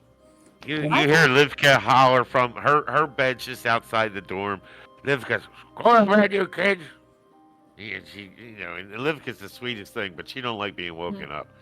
See Sorry, that? Livka, Why you I had arguing a slightly? nightmare. And I just kind of auto turns and goes back to bed. Was that birds? Birds, are you okay in there? Barinholtz? Oh, yes, I'm fine. They're just, apparently Otto woke up and, you know, woke a couple of us up, but we're all doing fine now. Thank you for asking. So, and how is our good Theo feeling as he's with his pockets full and He was standing at the back of the kerfuffle, just kinda holding his own hands and just like nervous that he's the center of all this. Yeah, just trying to stay out of it, but like feeling very bad. and there's what do you do with the purloined possessions you've acquired? Your thin little trousers, even though they are now new hard blacks and corduroy, nice winter wear. You'll wear last year's clothes in the summer, and do you do anything with them? I imagine Theo's got a few spots he tucks things away around the Yeah, it's not around like the you'd be dorm. carrying the switches to the party, for God's sake. They'll think you're a bag lady or something. I don't even know He if they is- existed back then. He stuffs the shoes, but he still has the little vial of ink, and he's going to hold on to that. He's just like he lies down in bed, and with the little light that's in the room, he just kind of stares at it. All right. Make sure you guys put them on your sheets, because I'll forget about them maybe. And So after all this, I'm gonna sit and I'm gonna look out the window because I'm really worried. I'm getting older. I'm older than the others, and if I don't get adopted soon, then I might age out and I might be thrown out on the street. Bad things happen. So I kind of stay awake for a long time, just staring at the snow falling, looking out the window. Thinking about how big the world is. How big Germany is and how little you are. I mean, your fathers, some of them have left you for maybe the city. Some fathers may still be alive. Some of you, I mean, like I said, this has been an area where you just went through the collapse of the Holy Roman Empire. It sounds like something out of classical times, but it's really just a bullshit conglomeration of feudal lords. But, Okay. Before everybody Yeah. goes to bed, I want to talk to everybody. I want to say that now you all listen to me. Odo over there thinking he's the boss now, but no, that's not it. What is it? Is that I know how to get all of us out of here. I know the secret how to escape this place. And if you want to escape, then you better follow me. Don't listen to Odo. And Odo, you better fall in line. You better fall in You're line. always saying that, Paula. I have That's yet to hear a Paula. plan from you. That wasn't nice. You shouldn't have turned in Theo. He's our friend. Well, everything turned out all right. It was a sacrifice for the team. Yeah, it was almost the sacrifice of Theo. Well, Theo, are you Yeah. okay? Are you okay? Oh, he's not going to stand up for himself. He's afraid of you, Paula. He just looks down and shakes his head yes. Yeah. Don't be so mean to him. He's not gonna say anything. Well, it's a tough world, and you got to be mean. You got to be mean to Not survive. always. Yeah, but we're your friends. Yeah, you might want to keep that in mind. Well, never mind. Don't worry. We're gonna escape soon. Just trust me. Just trust me. Go to How, bed. Paula? How? can't- You said that before, but I mean, how? I haven't heard anything. I'll tell you tomorrow, okay? If you don't tell us anything, we can't help you.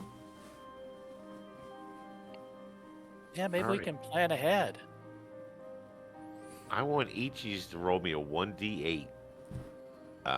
You can roll it either in chat through a syntax die or just roll it on that purple die button. And, it's been a long night and weather moved in winter thunderstorms even. And you guys have seen some odd shit today. And, this is the number of hours you slept. One fitting. 7. Hey. Oh, wait, That's was about I- right. I finally fell asleep. That's what up to die are we you supposed to be guys rolling? that's like up that to you mechanic. guys. Oh, That's up to you guys. Yeah, that's not a basic mechanic.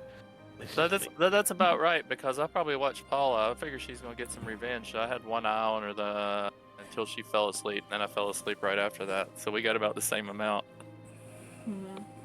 yeah, I got 3. So, what do you call it? Now, that's just something for you guys if you want to play with that. Um, and I am going to reveal another house rule of mine. Uh, and you guys have all given me things on your hidden tabs. I believe there's a trauma, a dark secret, and a motivation. Um, at any time during this game, and I call this my golfer scorecard reroll. I play this in all my games, and I'll sort of adjust it differently in them, whether it be just some type of you felt like you did the role playing. But in this, I think that these 3 things, if you've brought them out to date, or once you do, either subtly, dramatically, uh, or bombastically. It doesn't have to be like you have to tell the whole thing. But if you reveal these parts and you thought you brought them into the game in an appropriate way at the right time, all those things, you earn yourself a free reroll at any time without a condition or anything like that. So just something Usually I just play it if you feel like you played your character, and we can do it on that tonight. And listen, I never challenge it. I'll never say no, you didn't meet the criteria. But if you guys felt you role played, and we're using maybe these 3 this time, or again, it don't have to be hardcore. But if you felt like you've really got deep into the character, we got a real bitchy Omega. Maybe you've earned it already. I don't know what his motivations are and all that, but I think we'll start seeing some of that. Just something to play with, something to give you guys more fun, and something to aid in role playing the games. I found it works pretty good. So enough meta. Hmm. We have had some had a wonderful night's sleep, while some have had the normal, midland to bullshit sleep. Alcohol really doesn't help you sleep, folks.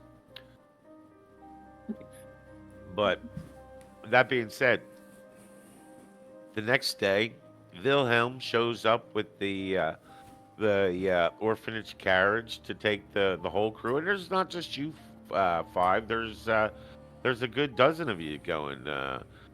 Sort of a dozen to almost match the 12th night, the Nocturne.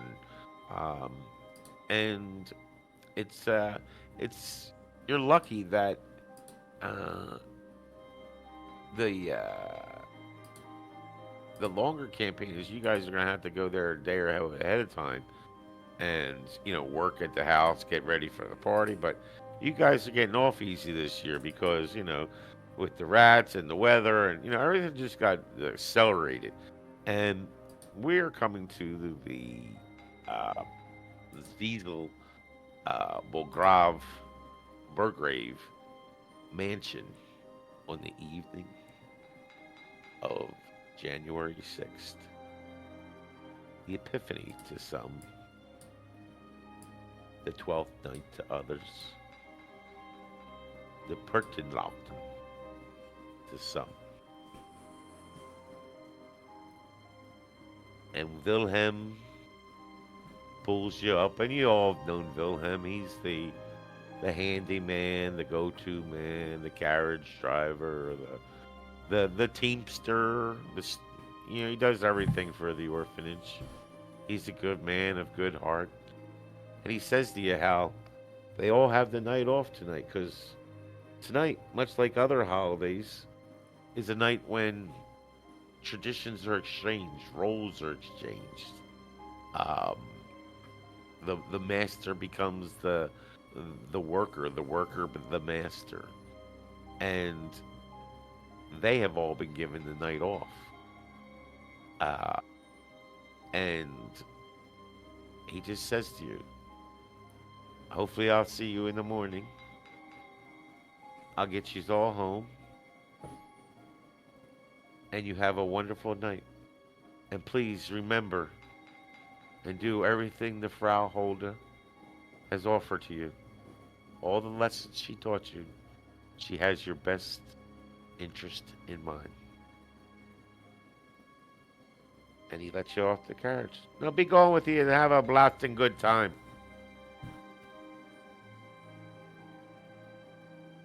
You don't want to say anything to Wilhelm? Theo will wave with a big Right? He goofy waves smile. jolly. And So as he what sees did he Theo mean wave, by? you see Wilhelm check his pockets as he waves waves the Theo. What did he What did mean he by? mean? What did he mean by he hopes he'll see us in the morning? He Well, definitely expects one of us to die. Oh, no, that's children, you. fantastic. Why you children are so silly? Don't let the stories that old Livka may be telling you, or Frau Hall about the perks and the yon Yovel. No, these men are good men. They've supported this town for a while. It's just every year, when I come back after the 12th night, one, sometimes two of you are, normally get adopted away, and it's good for everyone. It's just, no, I should say, I hope I don't see you, and then that means you all be adopted.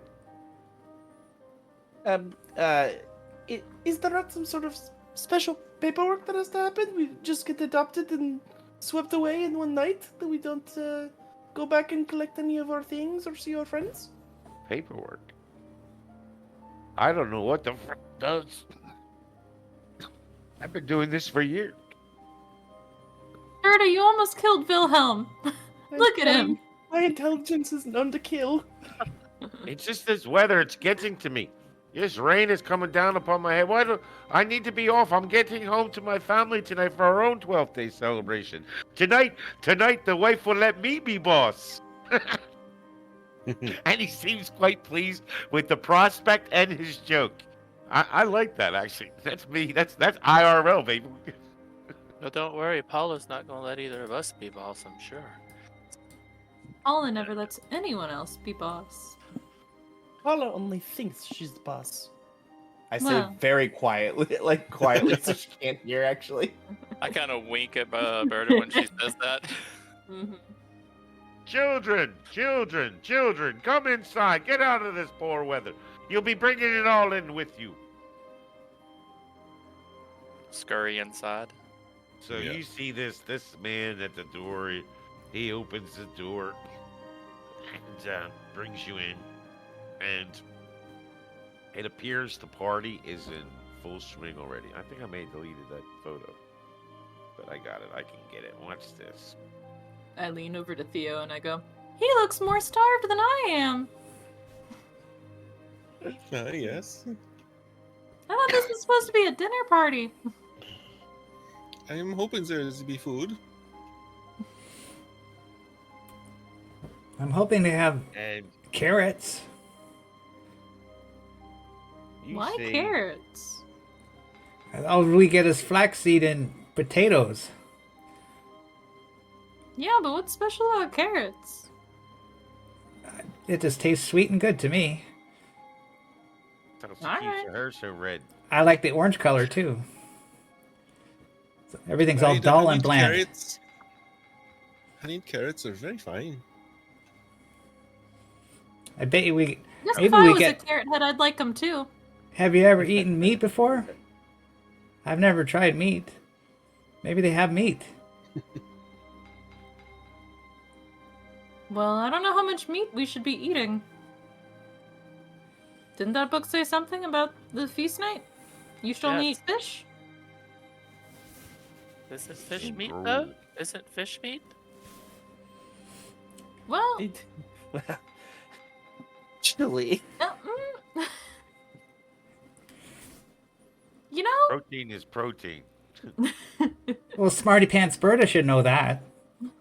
Well, technically, fish is meat of a kind. If we are looking into the traditions of the religions, for example, around Easter time when you are not supposed to eat meat, you do eat fish instead. So I would say in some cases that it would not be considered the same kind of meat.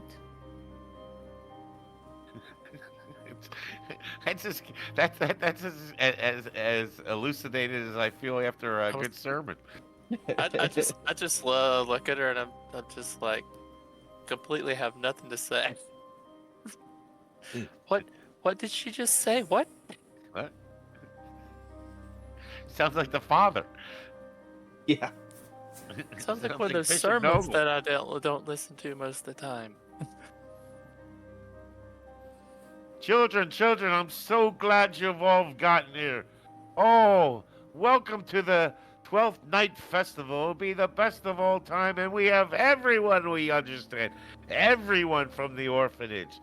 And you know, every year we have this party.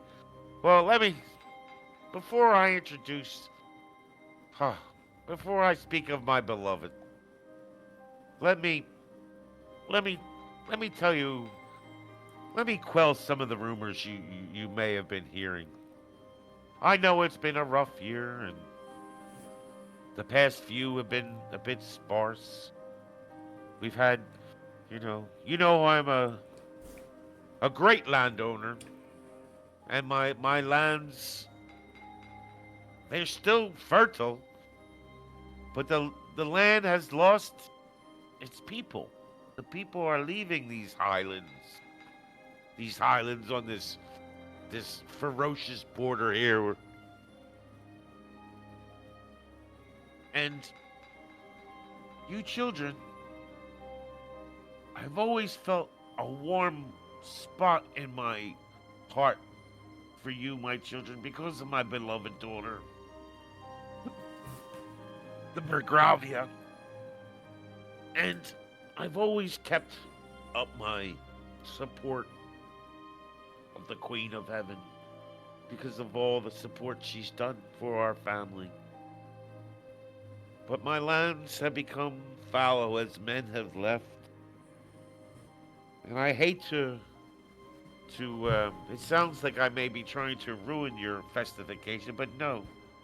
These changing times, the one thing about change, always, change brings opportunity. Remember that. Remember that, children. Always. And although my lands may not be producing the flax and fiber we need, because my men have left the fields and I need to upgrade my equipment, and you poor children, despite the calluses on your thumbs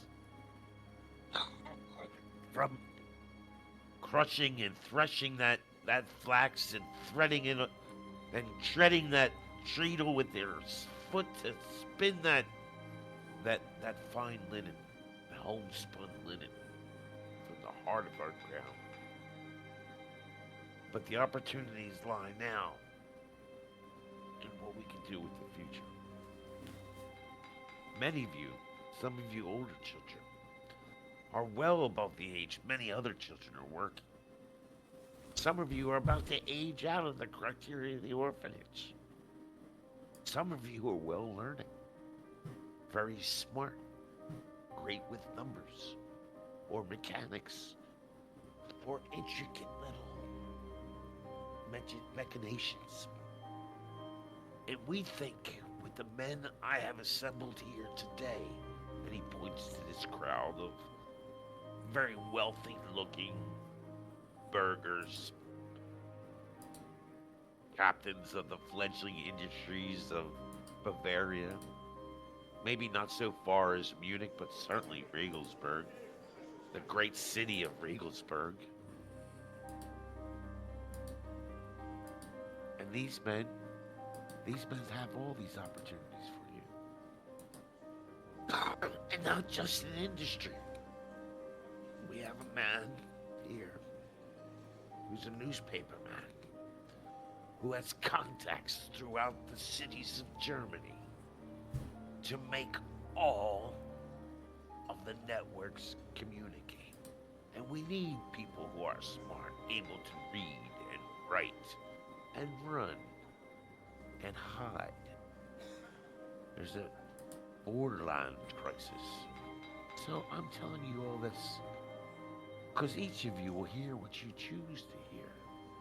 And when you introduce yourself to the burgers in your presence, maybe you just might know what skills to present for your future opportunity.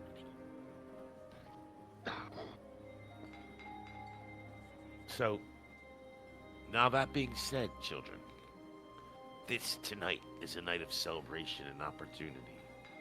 And once again, in honor of my beloved Burgravia, I would like to open the fete of 12th night. And you see, you're in the castle here, and there's a grand entranceway and hallway. It's rather grand. And there's a up here. There's like back here. Maybe there's a stairwell. And you guys are all gathered in the room here. The Bowl Grave and many others. Like I said, the room is full of not only their burgers and their wives, but their children. Some adults, some your age. But it's a festive occasion. And the Burgrave, as he says, and once again, I welcome you to the wonderful evening in honor of my beloved Bulgravi, the princess. And as he raises his arms, you see above the stairwell, like a painted archway of a mural. You see this beautiful, bright woman, bright young girl, dressed in like brocaded diamonds, and it's almost the painting is almost like vividly bright and white, and she shows like the sun, and you see all the crowd of people look up and start to clapping at and what you all just see to be the mural above the staircase. And the clapping goes on and it rises to crescendo. As the crescendo rises, you all see this young lady start to come down the stairs of the place. And she sees you all. It's just, oh, children, children, children, my children, come and play with me. It's so long since I've had friends. Please come. Please come. And the father says, yes, yes, children, we have many games planned for you this evening. We have, all of our staff are off, but the children of the staff have taken their places. They've become their boss's boss. And so the children of the estate will be guiding you through our games we have scheduled for you. So if you like, well, the first game is hide in the dark, hide and seek. Would you all care to play? Guys, I need a minute. Of course. Sure. Care to play? I think we should play. I would love to play hide and seek. I haven't played a game in so long. Of course. Yes, I'd very much like to play. Yeah, Yeah, that sounds fun. it does sound very fun to play and do something without having to work. I think I might be missing something. If she's a princess, why doesn't she have any friends?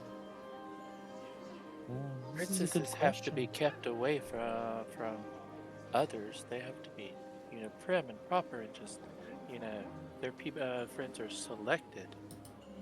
That's what Right, Farrah but then told why me is she anyway. playing with a bunch of orphans?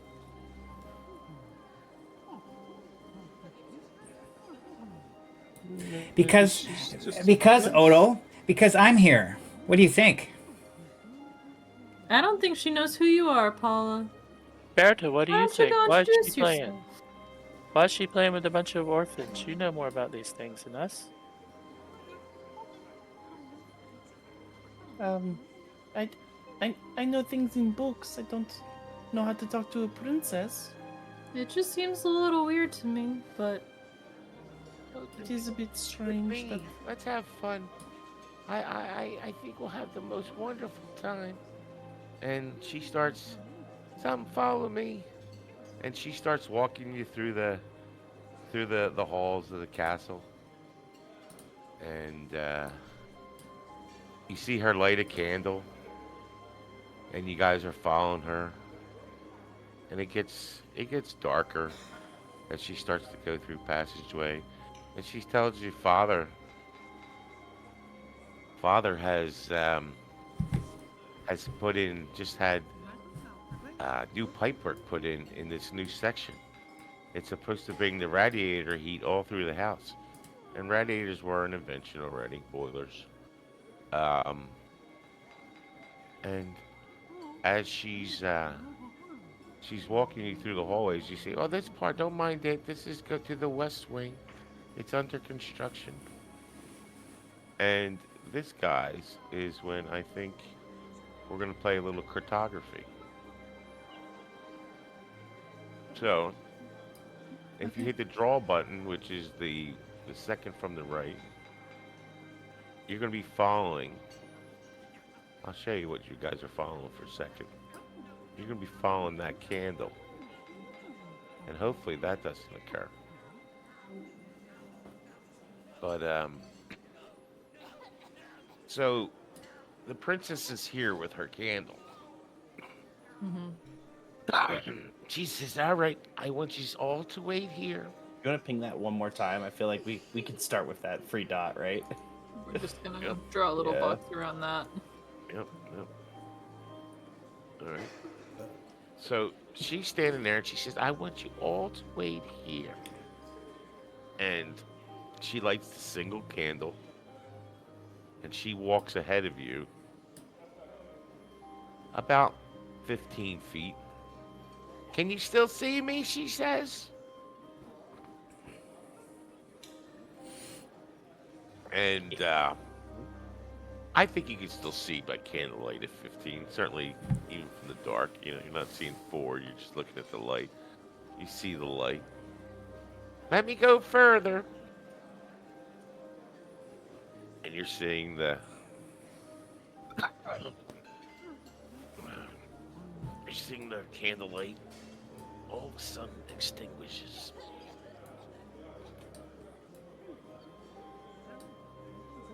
"Catch me if you can," she says. And so you had saw that light go off, we'll say about here. Okay? We still see the candle. No, you saw that Campbell. Oh, I'm sorry. Yeah, I got you. Yeah. Yeah. You saw the candle extinguish about here.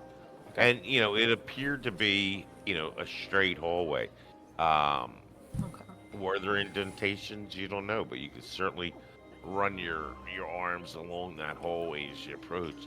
But you hear sort of some, maybe from this direction. You hear giggling. "Catch me if you can. Catch me if you can." I'm like, Odo, since you want to be the boss, how about you go first? Go first. Why wouldn't we go together? Well, you could lead the way. All right, sure. If you're too chicken to do it. I'm not chicken. I'm just making sure everything's okay. I just think it's an excuse because you're chicken. And Berta from the back just goes, "The gawk."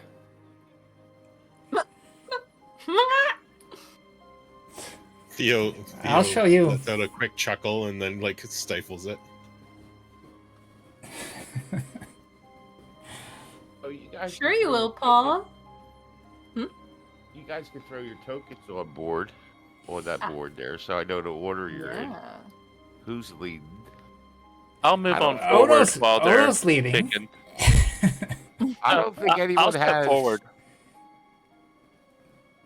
I don't think anyone has flammable materials in their possessions, Mhm. so we don't really have any indication of light. But how are you approaching down towards that sound in your upper left? Are you just walking? Are you hand on hand, hand on butt? You know that kind of Are thing. we in pitch black? Like the candle went out, but are there Candle like went out, and you are. are there torches This is or candlelight where we are? this is what the room looks like when that candle goes Okay, out. so that was the only light source then. That was the Yeah. only light So source. we're You in were in pitch black. this room here. This illumination Yeah.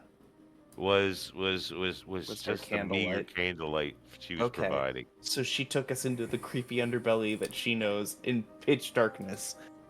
This feels good. Okay. Oh, I'm sure it'll be fine. I- I say just grab a hold of the shirt and the person in front of you, and let's all walk forward. Here, hold on. And I pull out. I have a little tape measure. That I've taken from um, the orphanage from our flax weaving area, and it's kind of this little like peculiar little tiny little barrel thing with like a kind of linen stretchiness, and I'm gonna stretch it out and give one end to Paula and say, "You hold this in the front, and we will all hold on to a section of it, so that way we don't fall apart from one another."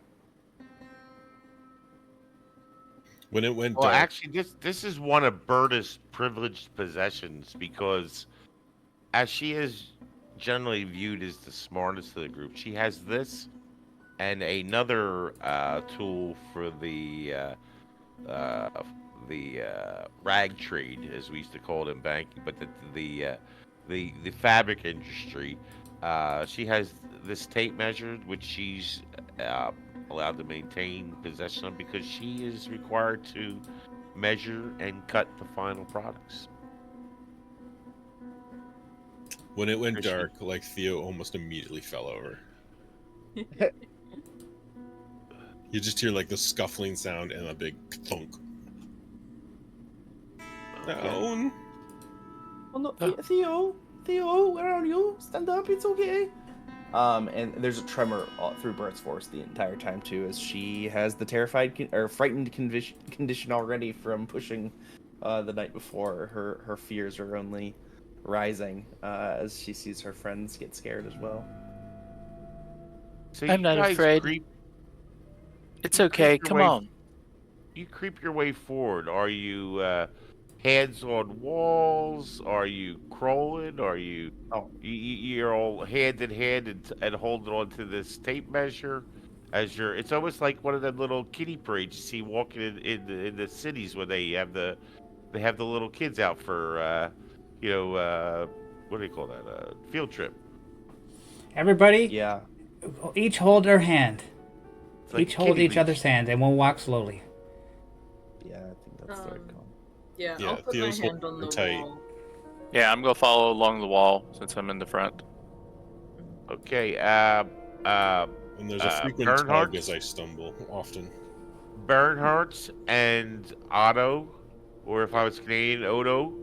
Uh, uh, please roll me a. Let me look at those skills again.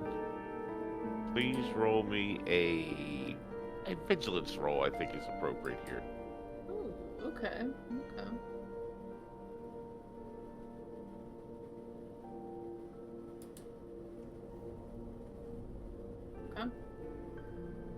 Vigilance. It's one success for me.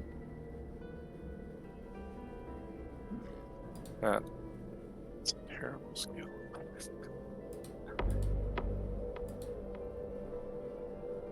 2 successes.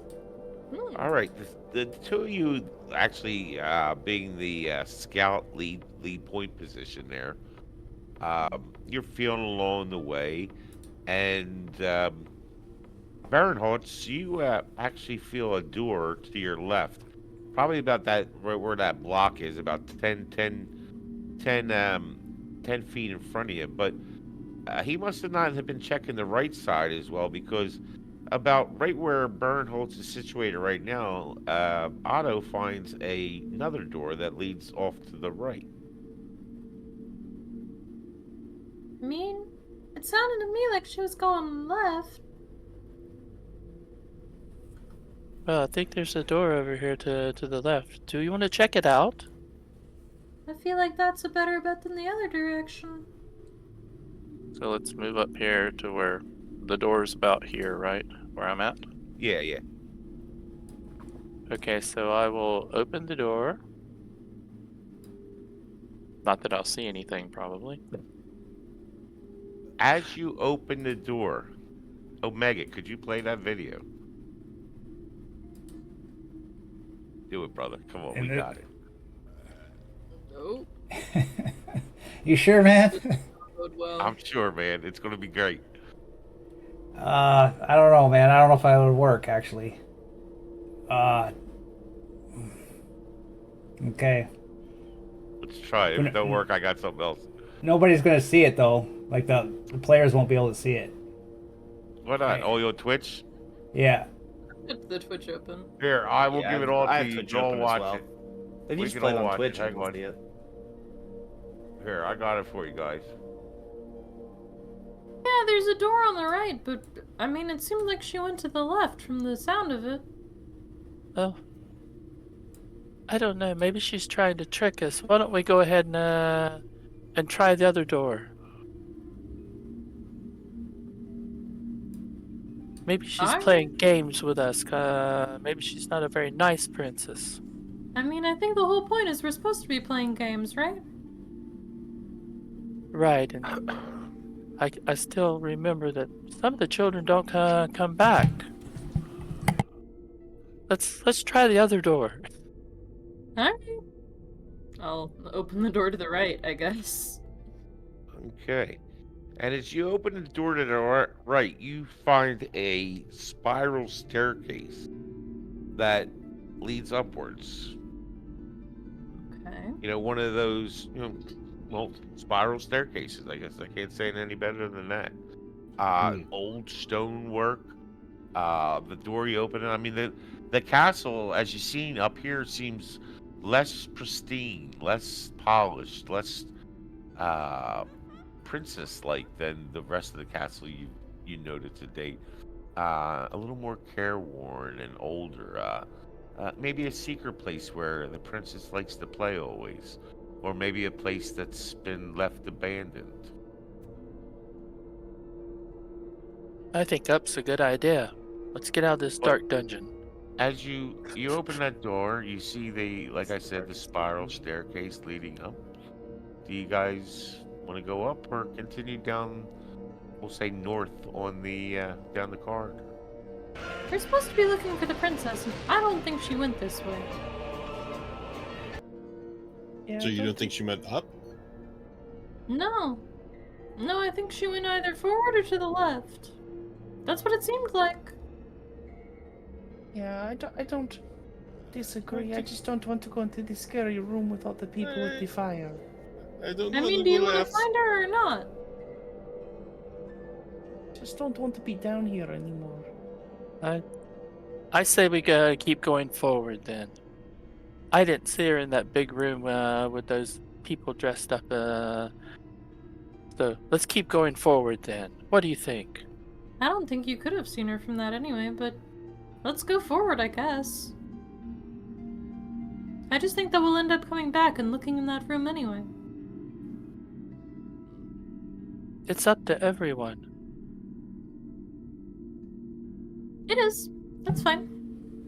Our bossy lady has awfully taken a back seat. She must have been chagrined by being beat by a pillow. We got a new boss lady in the house. Oh, wait a second, a boss man. That's a boss man. It's a boss man. Yeah, well, I'm sorry. It was spelled. So- it was spelled so with a he W, thinks. Y either way. So he thinks. I'll But let him I'm think telling you, he's the boys, boss. I drink pink because men stink. Anyway. Oh no, you're the I got lead. I got lead the I way. got a lot of making up for to do to folks. You know what I mean? No, that's fine. Mhm. If everyone wants to go into the room with those people dressed up, I don't want to Did go anyone over else there. hear that laugh? There was a really scary laugh just now. Yes, Maybe- it's not good. Maybe we could escape now. We could run away. The whole point was to find the princess, though. and where are we going to run away to? We'll go get jobs in the city down south. But we have to get out.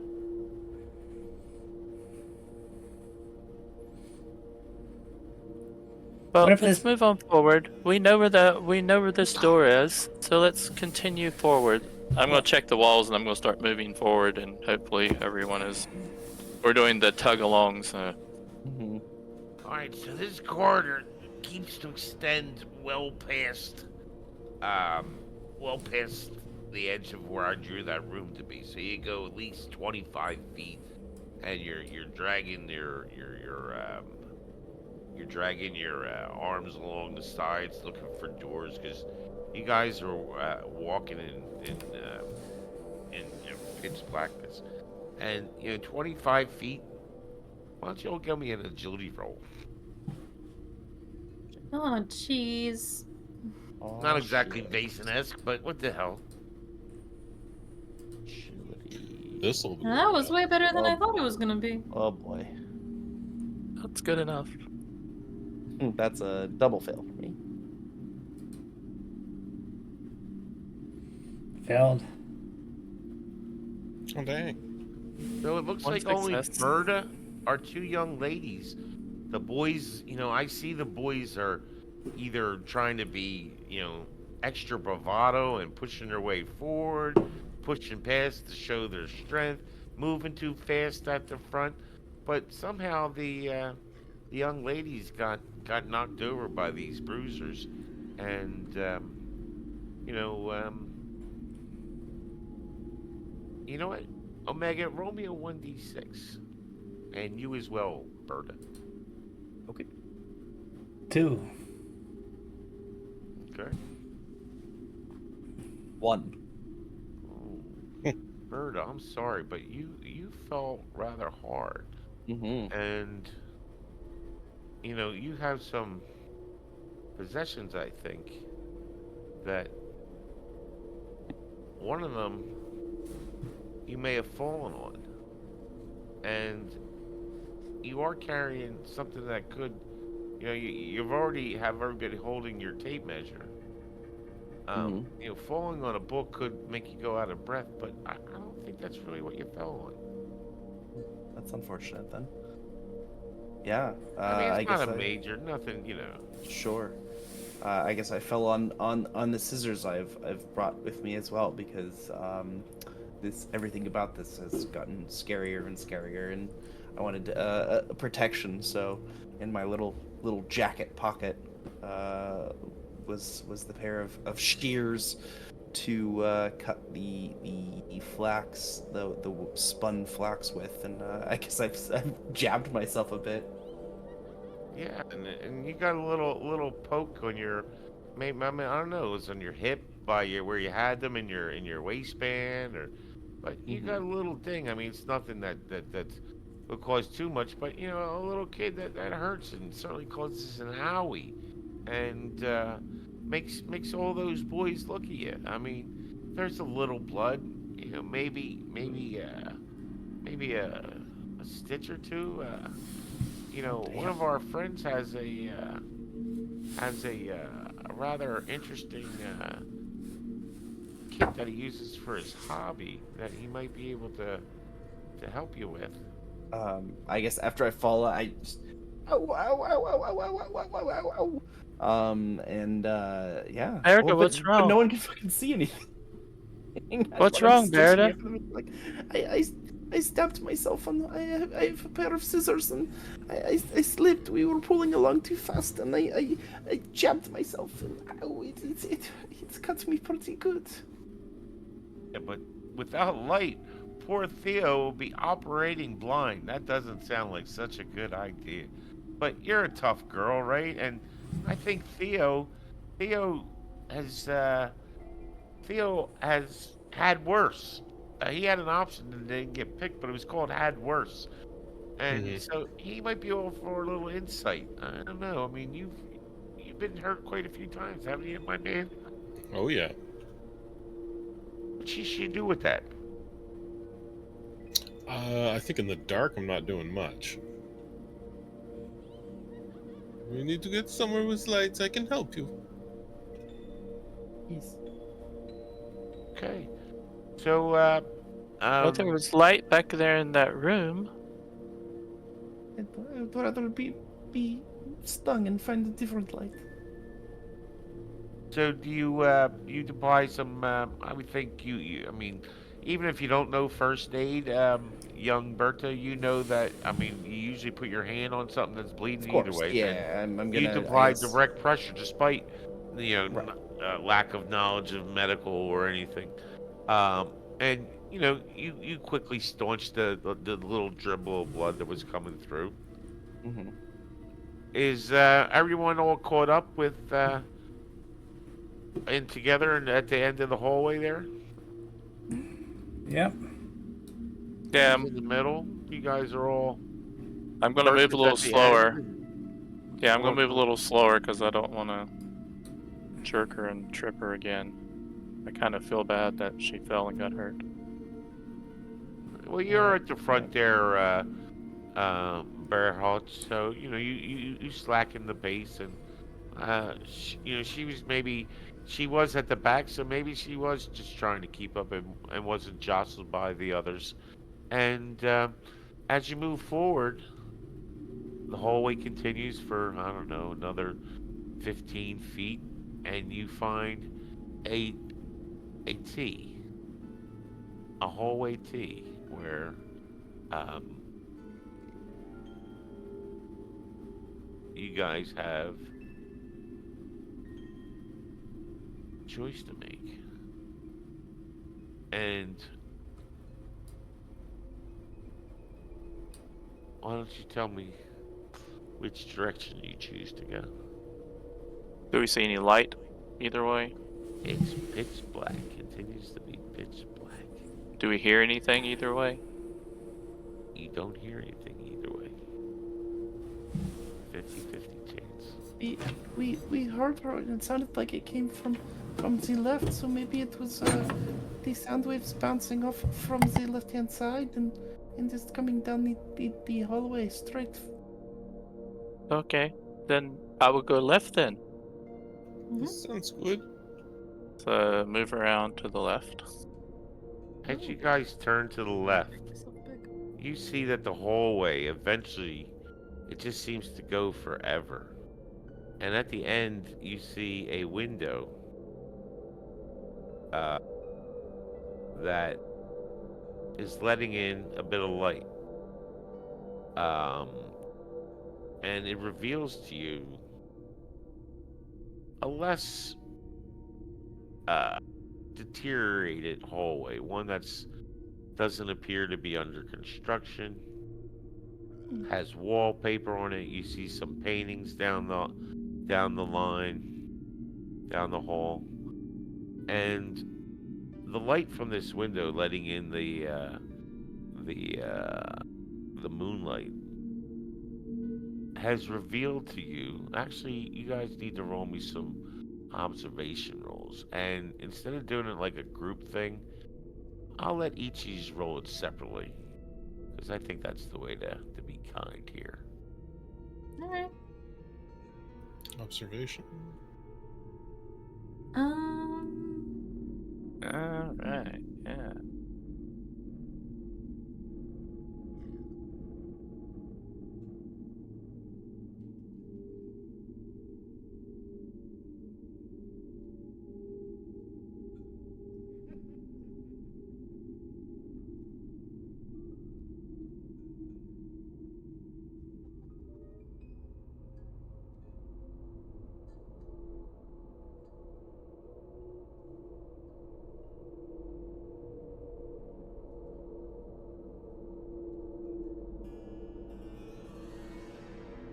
So, Berta and Pausing, Thea follow. both have one so far.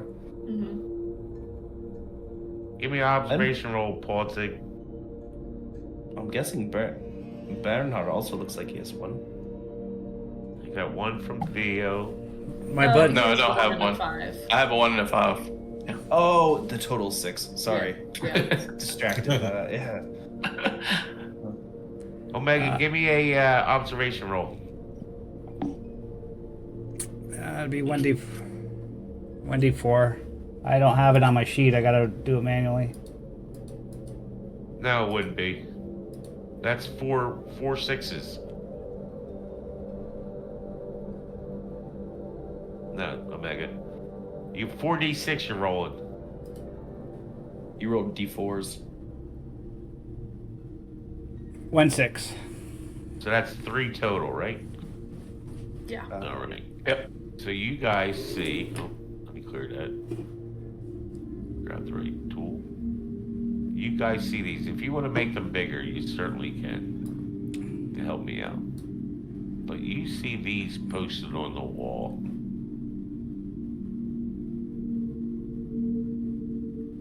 And they're these horrific masks. You recognize them instantly as the perched. And they're just everywhere on the all different varieties of them. There's more than 4. You see, lots of them. As you walk down this hall, and as you get to the end of the corridor. No, I didn't show you that, did I? Here you go. I'm sorry, I wasn't on the wrong page. You guys come into this corridor, and hanging on the walls, you see these masks. Like I said, well known to you by now. The perched. But what are the perched? Maybe you could read more in that absconded book you took. Yeah, didn't you say something about that, Berta? Yes, we found some things about them in the book. Why don't you thumb through those pages and try and find what you were looking for, and give me another roll on that learning roll with your bonuses if you want for the book. Can I see? Yeah, we have light coming in You from have the light, window. a dim light. Okay. So There's enough for that to actually read with. Okay. You have no eyes. listen, Yeah, you're we've been surprised at how little light you It's can been read pitch by. dark. It's been pitch dark in here, That's a so good moonlight. Point. That's a good point. Okay, so this would be a learning roll then. And don't forget, you get bonuses if you want to care to use them. Yeah. I mean, I'm gonna swing for the fences. But you roll them right? separately and afterwards, and they could really cause a bad event. That's right. So I'm gonna do 7d6 for my learning, and I'm gonna add in the extra 2 afterwards for referencing my little book that gives bonuses for learning. Ooh. No fails on the book, but I do have 2 successes on the initial roll. I gotta wrap this up, don't I? Yeah, 2 successes on the initial roll, Yes. and nothing, no ones though on the No ones on the books. Okay. You are able to find that these perched are really known more so as a minion of Perkta, who is you got how many dice? 3, huh? It was 2. 7 Yeah, and 2. then an extra 2. Yeah. Yeah, 2. You find that Perkta is known as the Winter Witch. You've learned all about bits of her already, but these guys are known as her minions. They go and essentially do her dirty work on the Zwolstin, which is the 12, known as the 12 days of Christmas. Okay. And you know that the 12 is found because the difference in the number of solar days versus lunar days, it's considered the time between the years, between the solar year and the lunar year. So just a little bit of extra you learn there. Although we will have no werewolves in this game, and the moon really won't play a fact. You learn that these guys go out on the Rushanok, the darkest night of the year, which is in between during these 12 days, and how she leads an entourage of women on a wild hunt, accompanied by screeching demons. They fly on distaffs, which you guys know are part of the equipment you use to thresh your flax. Distaffs, wooden sticks used in traditional wool spinning that look very much like brooms.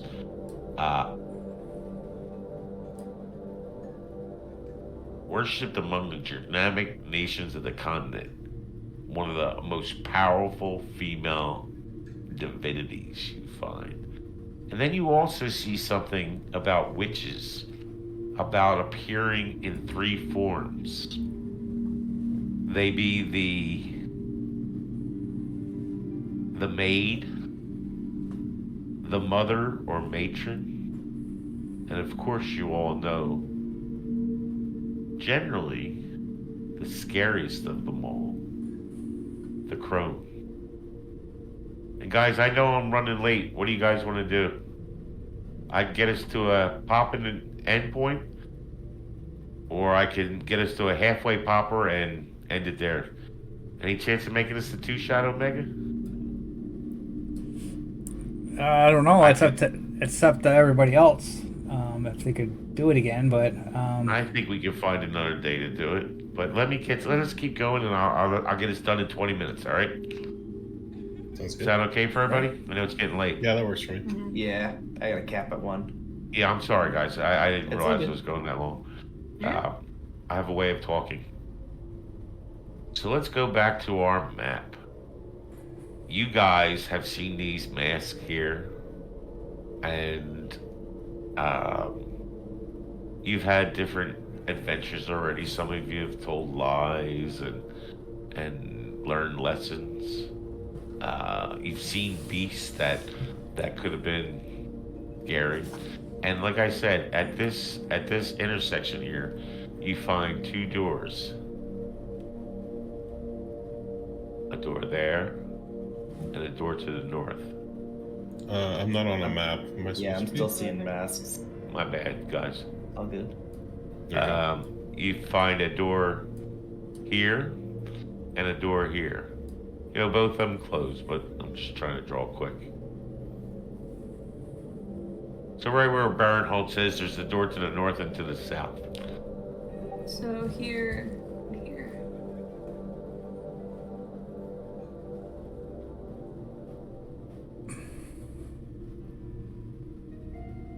Does anyone have any ideas? I mean, I think we can open both of them and kind of give them a look, right? Maybe.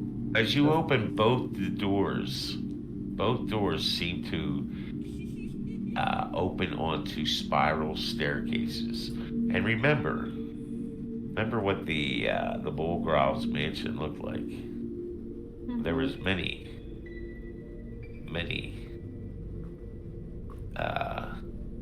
towers in the Bullgrow mansion.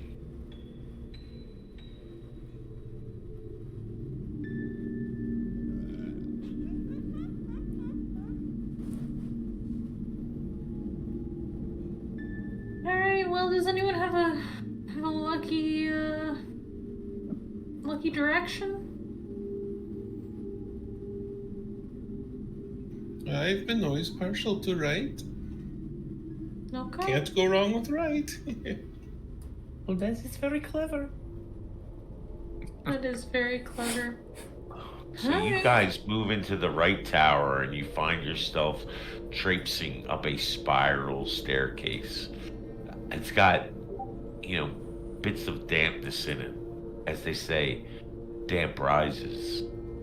And you find yourselves keeping your left hand to the wall and step on the narrowest part of the triangular steps, just because it's the safest. It feels the safest to keep your hand on that inside wall. And as you find your way to the top,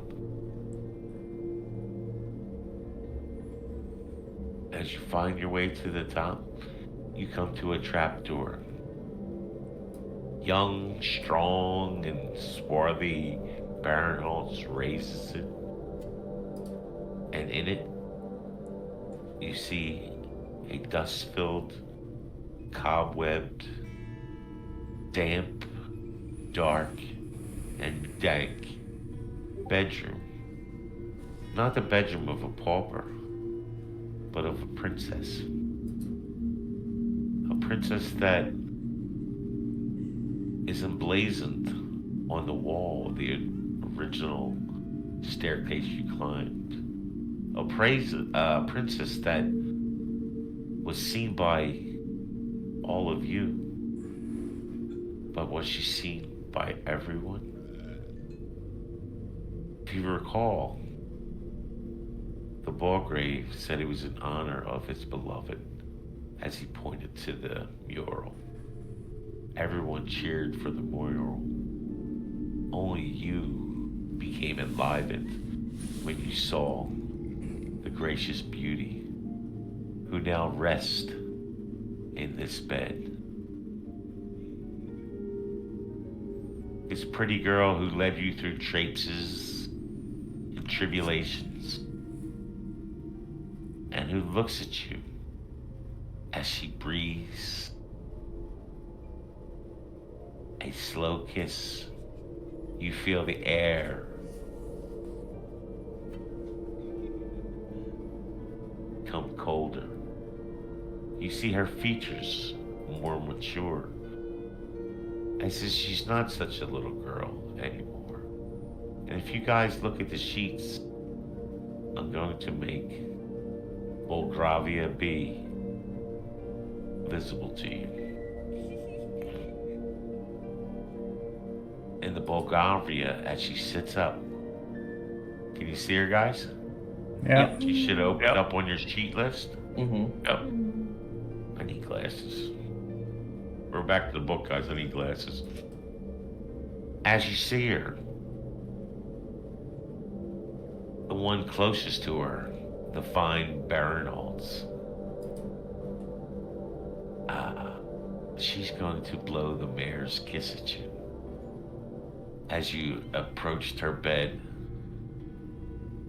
and we're going to roll some dice here, folks. So,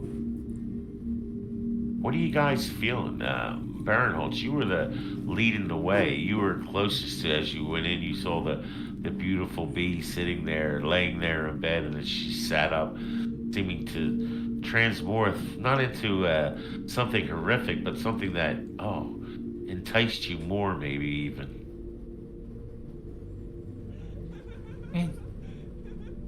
Well, she's very pretty, but that's not normal. That's wrong. Something's wrong. Okay. I need you all to make a observation roll. If you don't have any successes, you all become short of breath. And you can see that in her ability skills. That's her magic. Sorry, what roll? Observation? Observation, yes. I passed. I have a success. I think No success. If I have enough time to page through my book, I think I might use the bonus from that. Oh, I'd like to use the bonus from my pet rat also. Yeah. You gotta kind of tell me how you're using that rat to get that bonus. The rat is running around on my shoulder, distracting me and trying to pull me back. It's like biting at my ear, so I turn away from her. Okay, and so on your rat dice, he gave you a success. I haven't rolled. You didn't get any successes on your. I haven't rolled on yet. your. Oh, I see. Oh, that's Otto. I'm sorry. I was confused. Yeah, I'm going to try to roll my rat dice. So Otto got a success on his use of his book.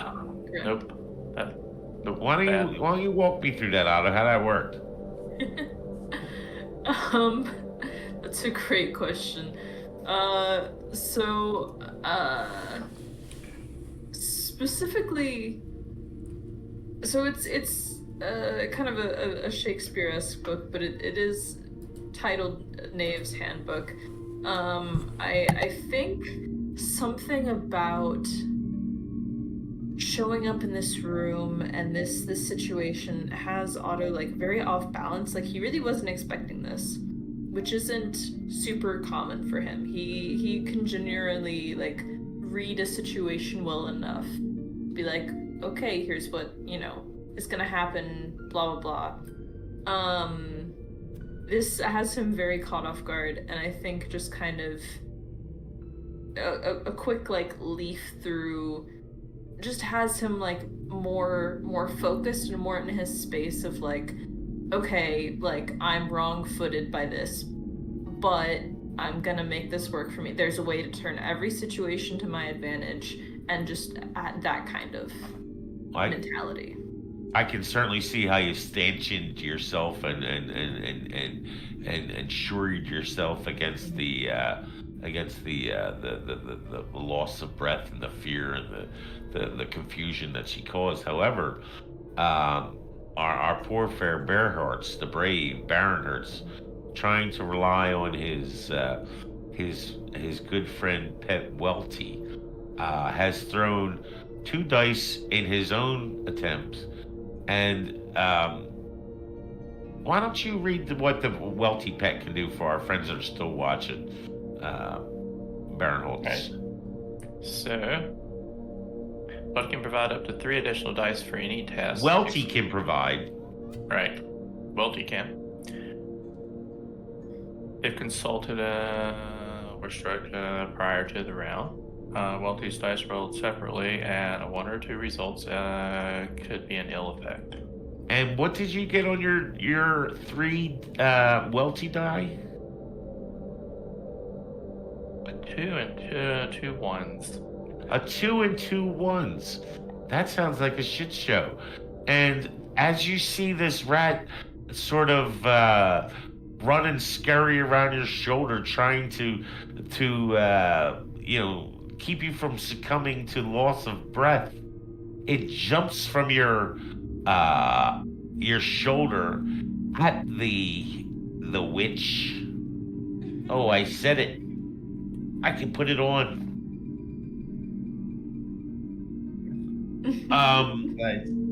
Jumped at the witch, and she grabs it midair, and we're gonna see what happens to Welty. She's got body control of 9, and 9, and that is 2 successes. Now, I'm going to allow Welty to use your willpower. So you can roll just that willpower die we talked about prior to game. So that's going to be, first you got to determine what they are. So you get to roll 1d4 plus 1, determine what kind of willpower you and Welty share, and how much will you and Welty will winnow with the loss of one of y'all. So give me a 1d4. So you got 2 die now, so roll me 2d6 to try and get, you need 2 6s, sir. 2 6s, yep. 6. Nope. Yeah, I'm sorry, but it appears that Welty has been grabbed midair by the Princess Bulgravia bee, and you see her take her razored finger, which I don't know if it only in your mind or in reality, seems to slit the thing open. She pulls from her fine linen bodice. She seems to tear it. And as she tears it, the linen becomes straw-like, flax-like, beaten down and wetted. And as she takes it, she sticks her finger in poor Welty, removes his innards, and stuffs it with this newly spun flax fiber or unspun flax fiber. And we're going to go into initiative, folks. And I have a way of doing this that hopefully you all enjoy. We're going to keep your map up, but I'm going to use, we'll go on this page. Should work here too. In Cthulhu, in Vaesen, there is we got 9 minutes, guys. We're going to get this done quick. There is a card system for initiative. And I think I figured out a way to do it. So, shits and giggles with me, guys. If it don't work, it don't work. But I really do believe it will. And I'm going to pull this in. All right. Did that work? Let's see. Yes. Let me cover that because I moved it. All right. Now, you all know ace is on top. I should have covered that. So, nobody can take the top card. But I want you all to tell me or roll, whatever you want to do, a number of the draw you want for your card position. Let me put you on. Oh, actually, you're not seeing that, so I can hide this. Right. Hang on. Good. Hang on, I can hide this. Hang on 1 second. Okay. Good to go. And let me put you on the screen. All right, so I have some cards on the table just below the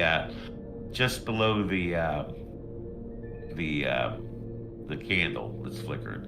So why don't we go in order how you're on the board? Bernhardt's. What card do you want drawn for yourself? Still don't see anything. You are not going to see. Just tell me a number. I got it hidden right now, so you don't see that. Alright. So 1 to 10. 1. So you take the ace, okay? You take the first card. Yep. All right. How about you, Berta? Which card do you want? 3. Okay. And you, Patsy? Paula? Omega? What? Sorry, I was busy. What card draw do you want? I get to pick? Okay. Yeah. I'll take last. You'll take the 10th card. Yeah. Or the last card. Yes. Okay. Theo? 7. 7. And Otto? 5. 5. Okay. I'm going to reveal all of the cards. And look, the first card is that off. The first card is the ace. So who took that? I did. All right. If you put your character name, character next to that. I think the next person took the third card, right? Yeah, we can't. We still can't see these. Yeah. I did take the third card. Oh, yes. there we go. You took the third card, and that is the 7. So. Okay. And Ponce took the last card. Theo, which card did you take? 7th. 7. And Otto? 5? Mm-hmm. All right, so that was 1, 2, 3, 4. Oh, 5. You got the special card. Oh. I'll tell you about that. Okay. Yeah, you get the special card. This is 6. This is the 7th card. And the last card, not the 10th card I'm giving, because there are actually 11 cards in my deck, which you didn't know. Here's the last card. So, Omega, you have the, what's that, the 10. 7? The last, yeah. last card, yeah. No, you have the 7. That's how it came out. You're not watching. That's how it came out in order. You got the 7th position. Okay, that's fine. All right. So, Barinholtz, what do you want to do? Well, I'm just like angry. She just killed my rat. I'm gonna jump at her and try to punch her. Yeah. Okay. That's no lady. All right. I'm just going to do one more thing to see where she really is going to come into this order. And I'm going to say she's going to take the 5th card. Where did it go? Here you go. 1, 2, 3. Oop. 3, 4, 5. So I'm 10th. So I'm definitely last. Okay. So you try and punch her, just with your Yeah. hand, and I think you have a bonus for unarmed combat or something. I do, yes. Why don't you explain Plus 2 that? dice. Why? That's a talent, I believe. Yep. Oh, you have a talent. You have something else. Yeah, but it doesn't give me a bonus for it. It just lets Yeah, me ignore conditions using it. You didn't take that other one. That's right. There was a fighter. Or, I'm sorry. Yeah, you did take the fighter. Okay. Yeah, toughest nails. Okay. All right. So why don't you roll that? You can ignore any conditions you have. All right, so close combat. So that gives me 7 dice.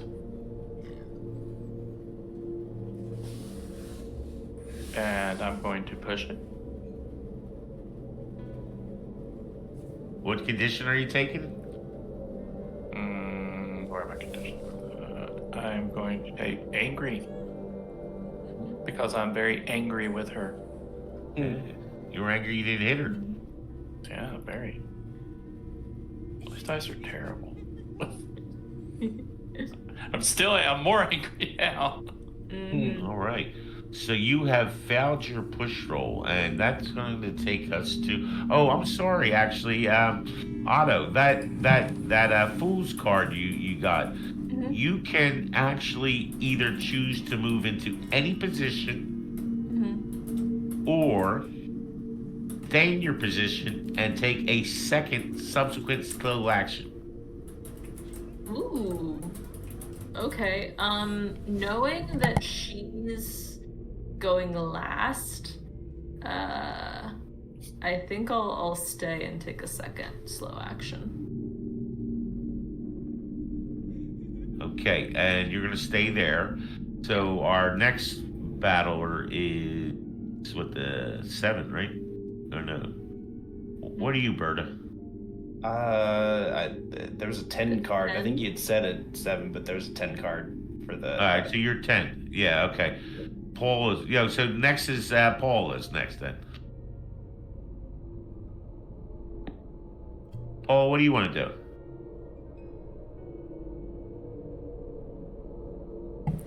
I am going to.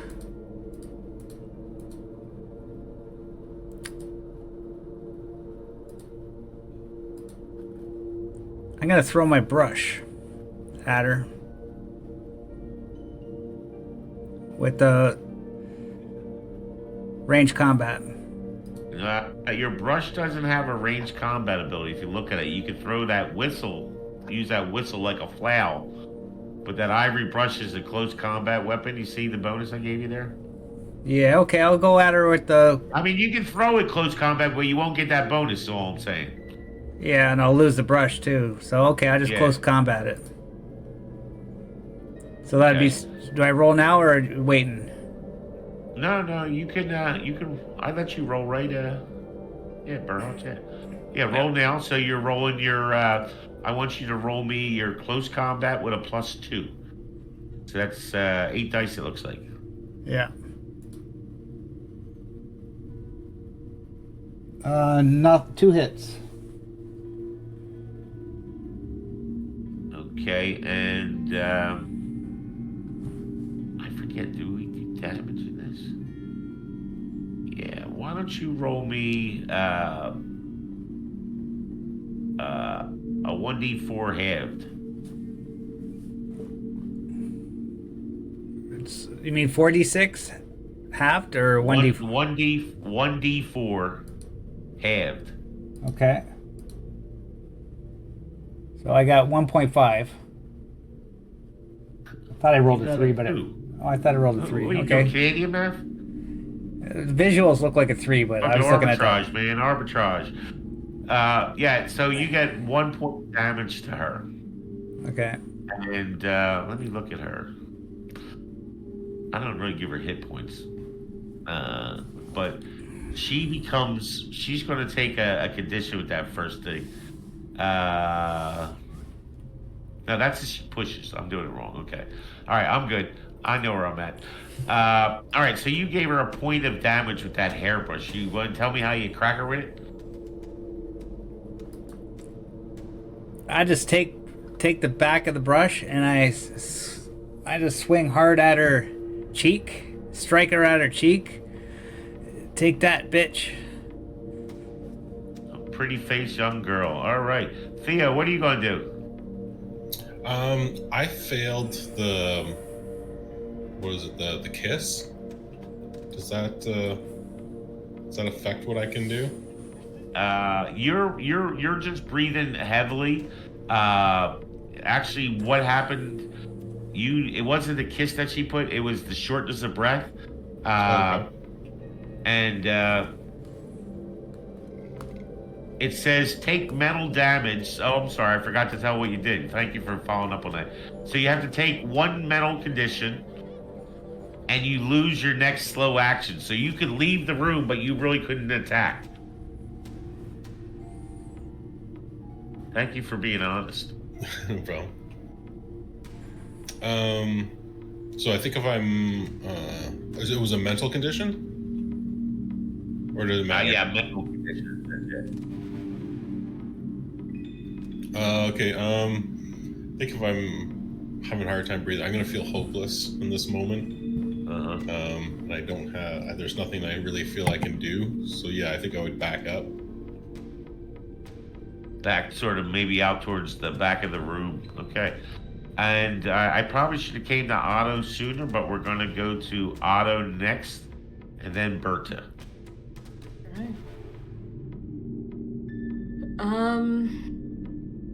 Alright. I mean, it seems like everyone is kind of charging her a little bit. Hell-bent for leather, huh? That's what it seems. Hell-bent for leather. So I think I'm going after her with my knife. Yes. Don't know what else at this point. Last round, guys. That's right. Cut her up like she cut up in my wrap. Actually, that's a good point. I'm gonna go for the gut. For the rat. For the rat. We'll avenge him. So that's +2 to my close combat roll for that. So. Are you using your scissors? My penknife. Oh, I'm sorry. I was looking. Yeah, I have for- the scissors. Yeah. Yep, that's him.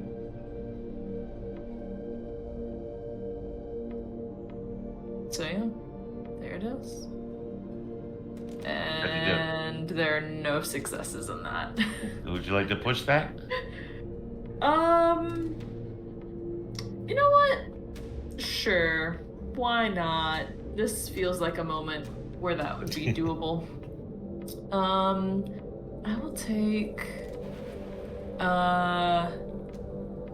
battered, I think, is a pretty good one for this. Well, you're feeling her breath and wind, and her aura is certainly battering your brain at least. Yeah. Mm-hmm.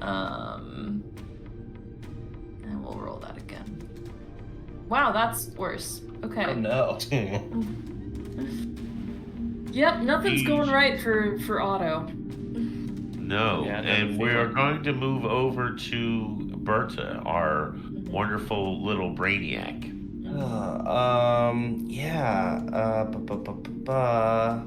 Everyone is charging headlong, but Berta is actively frightened. I don't think she would run right in. I would like to take a moment to look around the room. Is there any object that this witch has that seems to be in some kind of place of worship or power? Maybe something that, based on my reading, I think could take away some of her powers or distract her for my friends. Well, I'm going to give you 2 rolls here. Sure. Give me that. Give me a.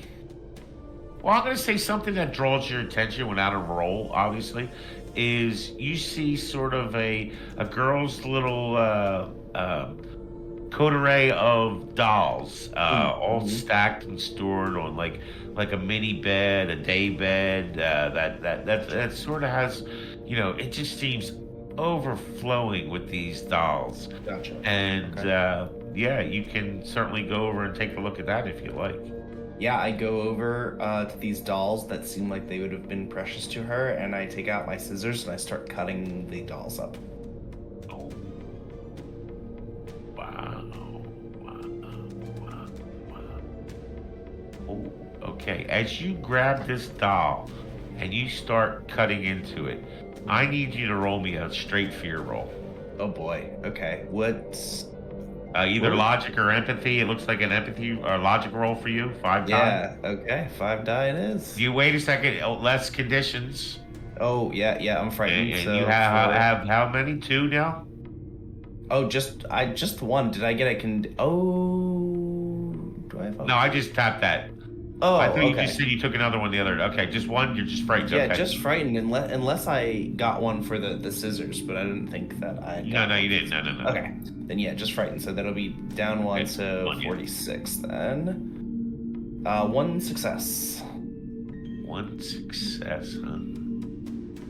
As you cut into this thing, you notice that it's almost like a leathered doll, doll. It's leathered Yeah. and you almost in your head you hear the scream of what may have been a child of the past.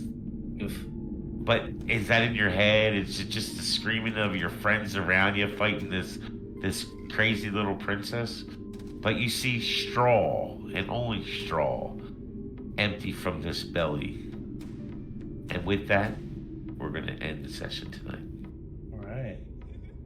Okay. Did everybody get a round in this last round? Mm-hmm.